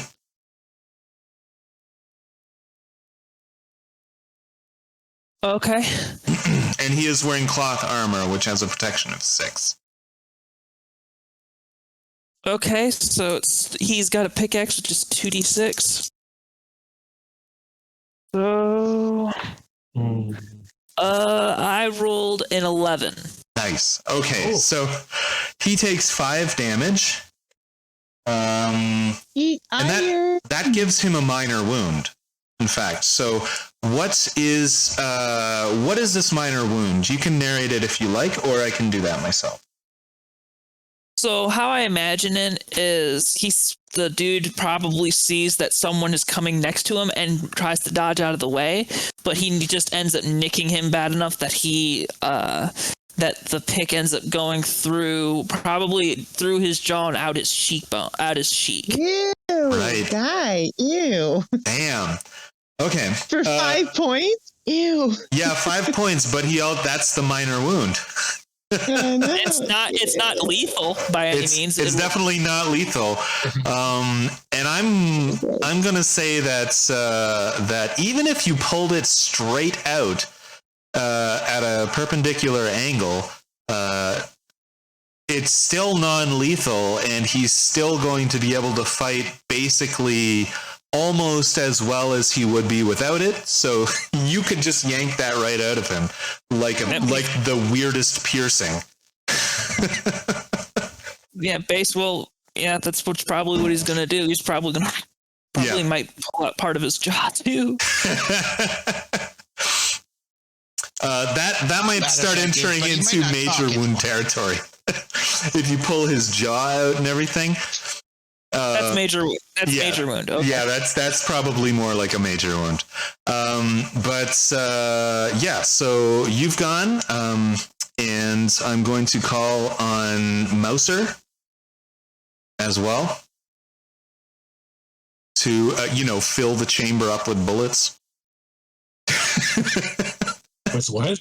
With bullets. It's your turn. You can fire your SMG, or you can reach for a different weapon, or you can reach for the frickin' bazooka on the wall if you want to. I'm imagining this whole thing with the bullets flying around very much like when you watch cats watch tennis. They're just like boing, boing, boing, boing, boing, Yes. boing, boing. And their heads are like boing, boing, boing. All right, so Mouser, what do you want to do? I You're guess I'm being- using my Sorry. same weapon. Yeah. The one enforcer in the room, right? Yep, that's right. He is between you and the ladder too. So you're cornered. So I'm trying to mow him down with my laser weapon or whatever it is. Yeah. Your SMG, your Uzi, basically. And I have a 9. 9 hits. All right. So roll your 2d6 for damage. Yeah.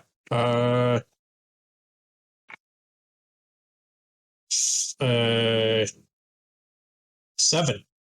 7. Nice. Okay, so he reduces that by 6 and takes 1 damage.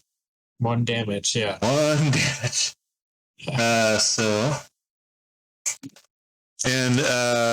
It's hard to damage these guys because they are so combat ready all the time. They're wearing their cloth armor.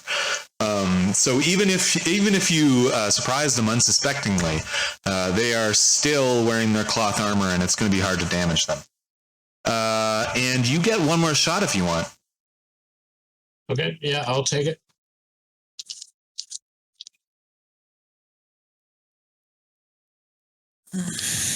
And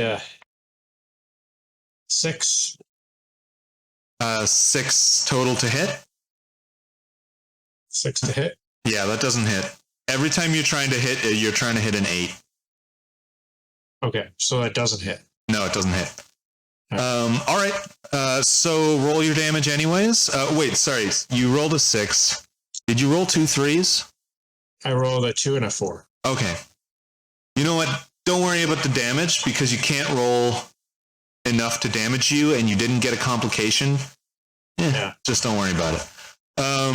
But you do let loose a bunch of bullets, and they do fly all over the place. And you guys are just lucky that it's not hitting you straight in the forehead or something. It's coming. That Yep. turn will come. Mm-hmm. So it is now Zen's turn. So you're flat on your ass. You've got your weapon in your hand though. Shooty. Yeah. Who's the most threatening? I mean, I'm assuming that the pilot is not. I mean, the pilot is the most threatening looking one, considering the other who's got a broken nose and is crying like a baby. Yeah, and he's also sort of quote unquote in a different room. He's like through a porthole down the ladder. Oh, right. Okay, so I will shoot the pilot. Yeah. So excellent. Good enough. 9 is a hit. Yep. Okay, and what am I shooting with? What did I grab? You got a vibro sword. melee weapon. Yeah, Right. you got a vibro sword, so you're doing it with a 3 dice of damage. Oh, so 3d6. Yeah. Oh, cool. That's like to set 7 damage. 7 damage. damage. Right. Yeah. So for 1 damage. There it is. Okay. I just want to mark down what these guys had initially. So I know when they're at half. There we go. So you keep cutting him up. Like he's bleeding. He's got blood on his uniform, and that's what's going on. But he's still up. He's still fighting. So we're gonna cut to the we're gonna cut to the outside crew, the robot and his not, I don't want to say owner because you're a character in your own right. The two companions outside. There seems to be fighting inside the ship. Are we staying here?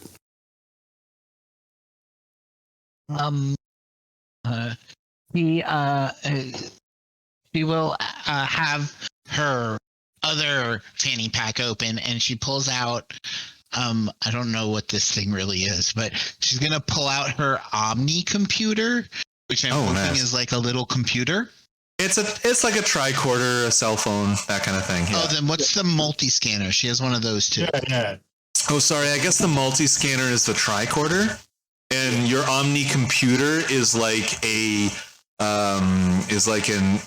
network connected cell phone. Okay, she's gonna pull that out.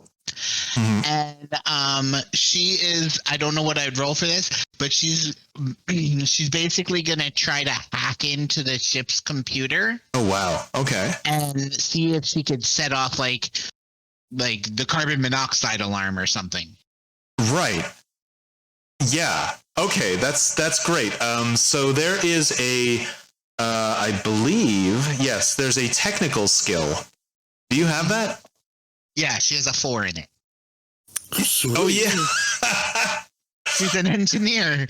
A 4, I mean? I thought she had a 3 in that. Yeah, but you get a +1 to a skill when you get to step 4 of character creation. To step 4?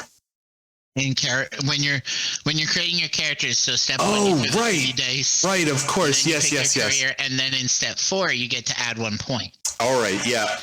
That's true. All right. Go ahead. Okay, so what do I do again? I roll 2 dice and add 4. Yep, that's right. So 6 and 2 is 8 plus 4, 12. 12. Nice. I was trying to decide what difficulty that would be, but you blew through all of the difficulties, so it doesn't matter. You already had the app downloaded. For some reason, I don't know. Why are you hacking everybody? So you just pulled up the app and you pushed a couple buttons and something happens inside that causes chaos. And what is it? You said it was the carbon monoxide detector, but it could be like something like that. Right. Okay. So basically something that if you heard it, you're like, no matter what else is going on, I better get the fuck out of this ship. Yeah. Like fire alarm or something, like basically something saying like, no matter what's happening, if I stay here, I'm gonna die. Right. Yeah. Auto destruct sequence. That's exactly what I was gonna say. Yeah. So the 30 seconds to leave the ship. So the auto destruct sequence does come on. Sorry, you were trying to say something. Oh, I was just gonna answer 8's question after that. As she's tapping these buttons, she's kind of silent. But then after she finishes, she has like a little smile and she puts away her Omni computer and goes, "I think they'll be coming to us." Yep. Okay. And then you hear from the open portal the classic Star Trek Red Alert sound.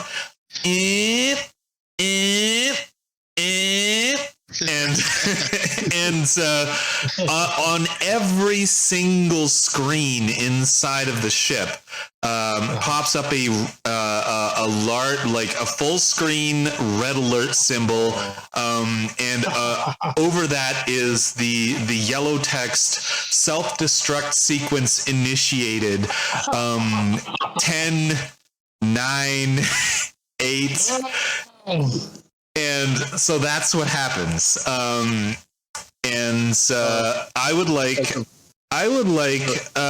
8 to have some input into the situation as well. I essentially, when I look at Pacifina, I see that she's starting to sweat a bit. So my hand flits out, and there's sort of like webbing in between it, and I will fan her. Right.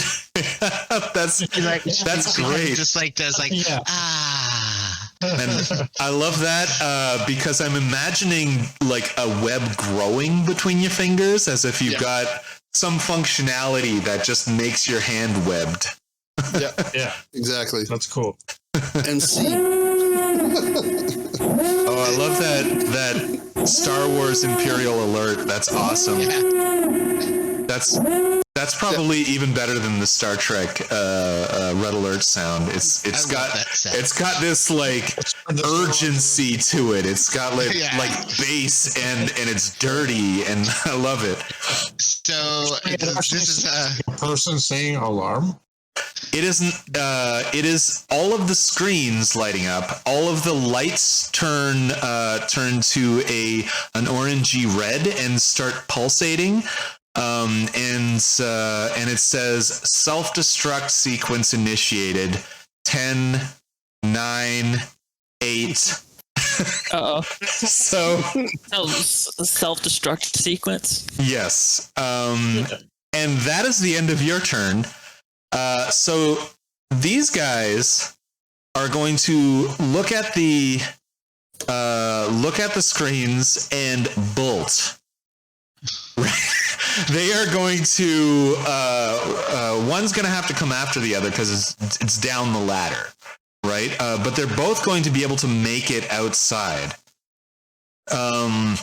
They're just going to slip past you. There's no opportunity attacks or anything in Quantum. So they all just make it outside. They hit the ground. They actually make the ladder go down. But they are basically like the first one is holding onto the end of the ladder, and it drops pretty quickly. And they are running in a panic to the edge of the depression, where there are like there's this hill. But I'm going to roll to see which hill they roll towards. 1 to 3, they roll. They run towards Pacifina and 8, and above they roll, run the other way. Above, so they are running in the other direction, away from Pacifina and 8.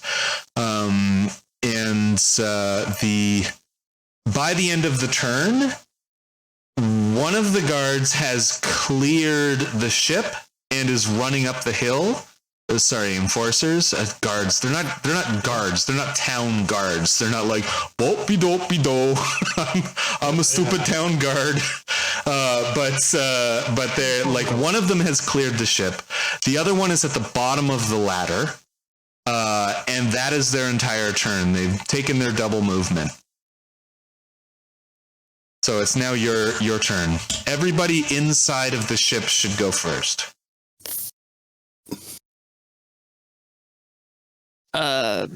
If there's a self-destruct sequence going, then obviously Erickson's going to start. He's going to see that and basically follow them out. He's going to basically pick up Zen and head the direction in which they came, which is basically heading towards Fanny. Yeah. Fanny and 8. Yeah. Yeah. However, if there's still a bad guy alive, I'm going to try to wrestle my way out so I can kill that person. Right. Not necessarily kill, but at least like enough time. Yeah. as he basically drags her. Oh man, shades of Scotty. I flash my sword around. Yes, I said sword. Sword. Sword. Yeah. I'll take S words for 100. Swords. Yeah. All right, so the both of you have at least left the ship, and it seems like I'm getting conflicting messages here because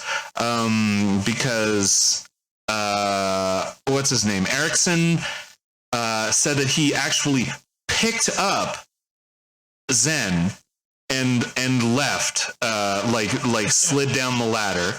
But Zen has her own ideas, and she wants to chase down the dude who just ran past her. I thought it was like a hatch that he went through, not a ladder. You remember how you had to climb up the ship in order to access the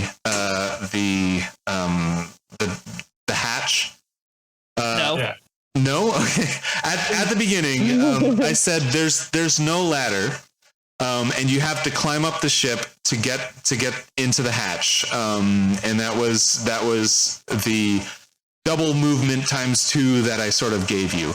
But when you are exiting this ship, you have the option of just hitting like pushing a ladder mechanically, and it like unfolds, and there's a ladder that goes down to the ground. So this the first person out did this thing and held on to the bottom of the ladder and fell down. It was like a controlled fall. So he held on to the end of the ladder and fell down and just bolted for the hill. So there is now a ladder where there was not one before.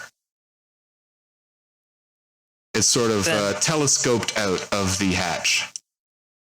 Then Sorry, just Erickson's side going note. Sorry, go ahead, Smoss. Go ahead. and Erickson's going to basically take Zen and start moving down the ladder as fast as he can and start booking it towards Fanny and 8 like before. Right. Is Zen going to break free of his grasp and go in the other direction, or I'm gonna go where the bad peoples are, because shoot and kill is my first priority here. So all right? Does and kill, I guess.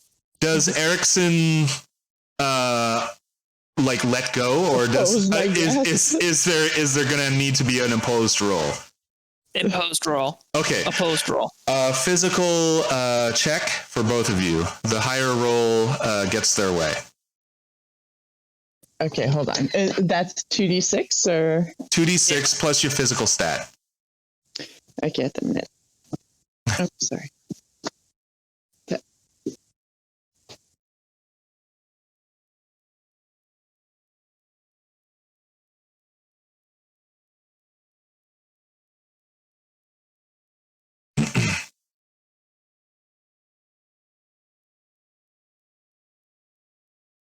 Did I lose you guys? No, you didn't lose me. I'm still here. I'm just looking for my physical stat. Right, I see. I shit. see. I got a 3. You've got a -3? No, just a 3. So I rolled 4, but I have a -1 to my physical. So Oh, right. Okay. Wait, I rolled a -1? How do you have that? What are you again? What exactly? I think you probably have a 1. sorry, Because all of these maybe it's just a stats dash say, yeah, one it's and just a dash between.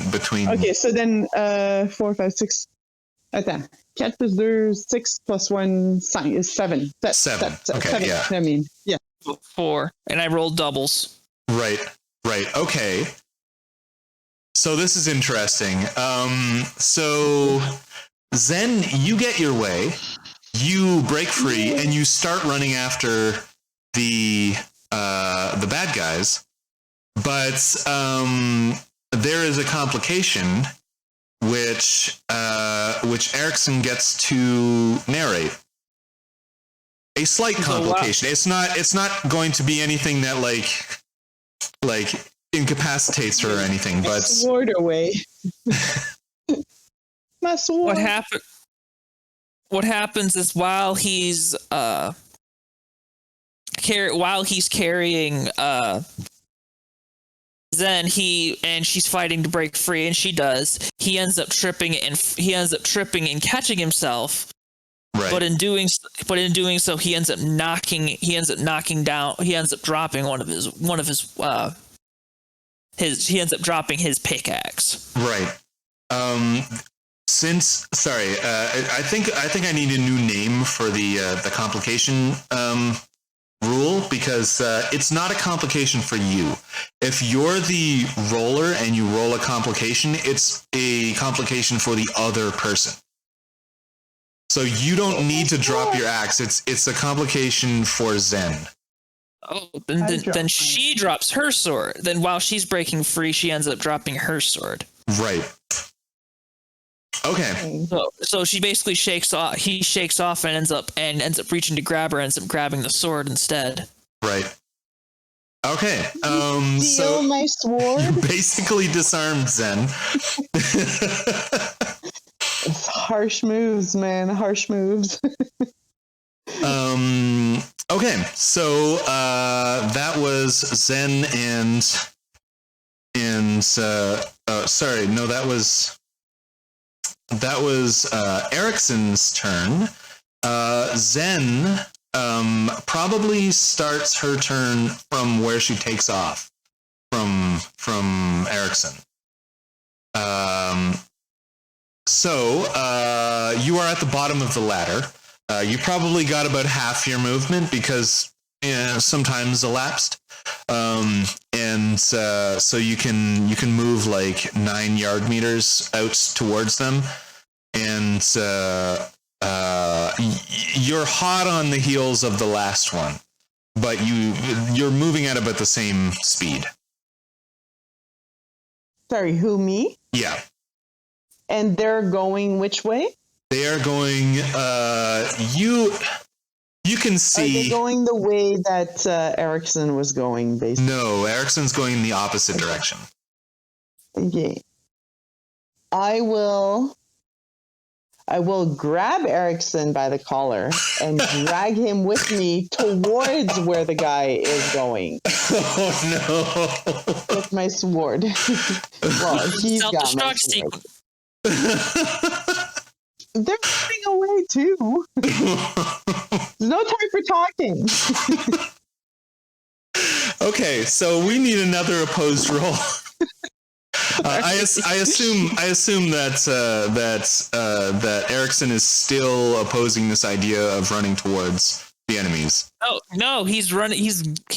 The enemy has been defeated, and right now they do not have. Right now, he's not going to be chasing after the enemy. He is going to be retreating because there is a self-destruct sequence going on. Right. So you're trying to run in opposite directions and make the other one run in the same direction. So Zen, roll your physical stat, and also Erickson, roll your physical stat. I got a 9. Pretty good. A 4 again. This time not a double. All right. So as Zen breaks free, she does this like weird wrestling maneuver where she lands on the ground but is still holding on to Erickson and lifts him up on her shoulder and starts running in the direction that the bad guys were going in. Yeah, sounds legit. Let me go, you daft woman. Oh my god. Shut up, Tiny. Let's go. And it is now Mouse's turn. You were the furthest one deep in the belly of the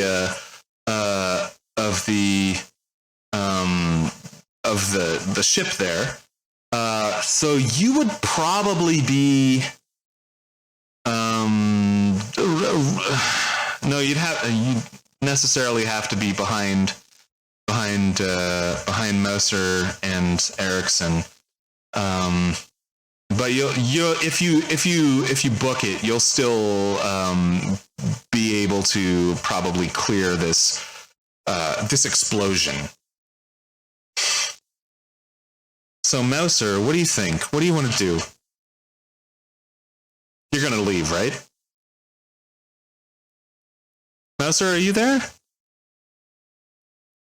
We lost him. Did he fall asleep or something? JM, no. Are you muted or something, Mouser? I can see he's there. He's moving, but I can't see.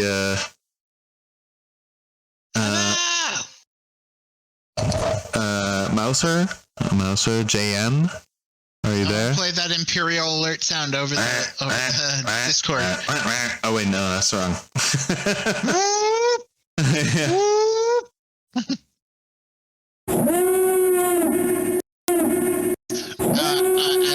As a funny, like, small side story, as we're waiting for him to get back.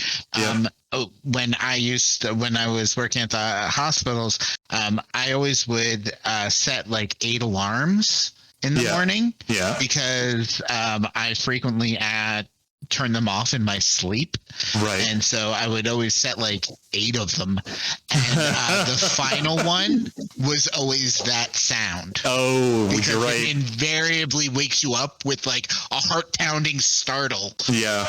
Yeah. Like if you weren't awake before, you are now. Wow.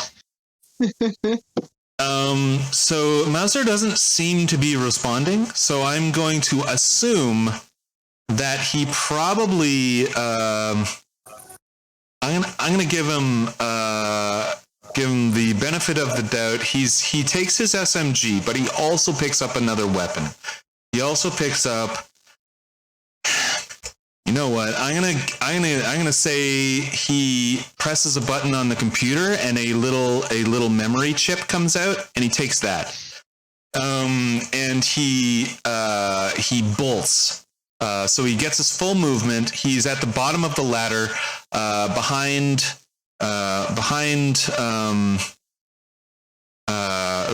the two who are fighting, Zen and Erickson. We're not fighting. I'm winning, and he's failing. Right. Yeah. Those are the words you're looking for. And he sees you guys run off in one direction, but he also sees 8 off on the ridge over there. So I'm going to roll for him to see where he goes. He's going to go with the two of you. He's going to go with Zen and Erickson. And he can't fire, but he is definitely trying to I guess reload his gun. He's like fiddling with it so that he can fire next turn if he needs to. And what time is it? It is 11:30. The first question I want to ask, well, I guess this is probably the last question I want to ask, is for Pacifina. When you hacked this system, did you arm the self-destruct sequence, or did you just make it seem like it was going to go off? She would have just made it seem like that. It wouldn't actually blow up anything. Okay, all right. That would be way too violent for her. Yeah, I mean, her name is Pacifina. Yeah. All right, so everybody runs off in different directions. Well, no, everybody runs in the same direction, but you are still split up into 2 parties. Everybody makes it over the hill on the other side of Pacifina and 8, and they're all hunkered down together. All of them. They're all in a row, looking at the ship, ready to duck down when it blows. And then a few seconds pass, and they all look at each other. And they look at the ship, and it's still going off. It's been definitely more than 10 seconds now. And they look at each other and look at the ship, and it's still going.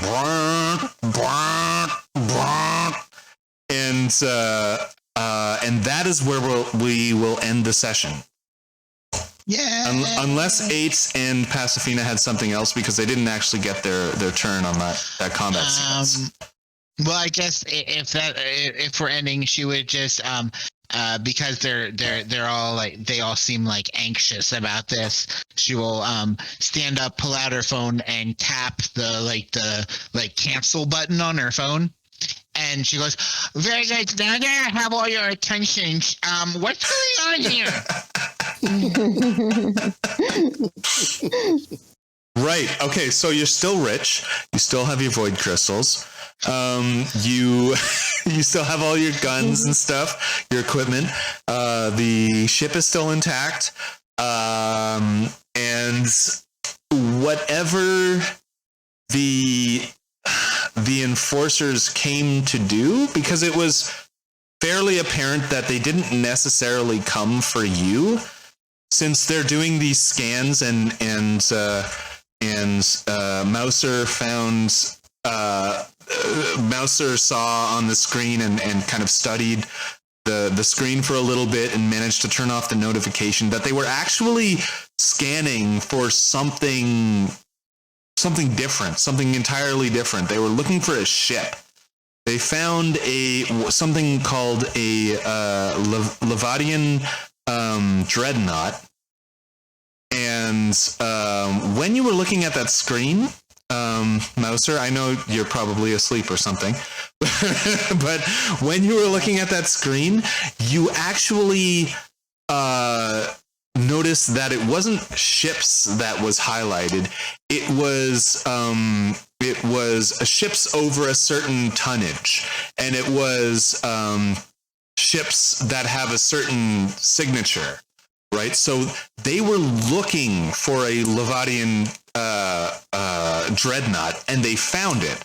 So they're investigating something, and that's when Zippy Bravado broke in, known criminal. Apparently, in the eyes of the enforcers, known criminal, and announced her presence. And that's when the fight ensued. That's when the capture ensued, and everything like that. So that is the end of the session. And I hope that that was fulfilling. All right, and so I guess we'll end it there.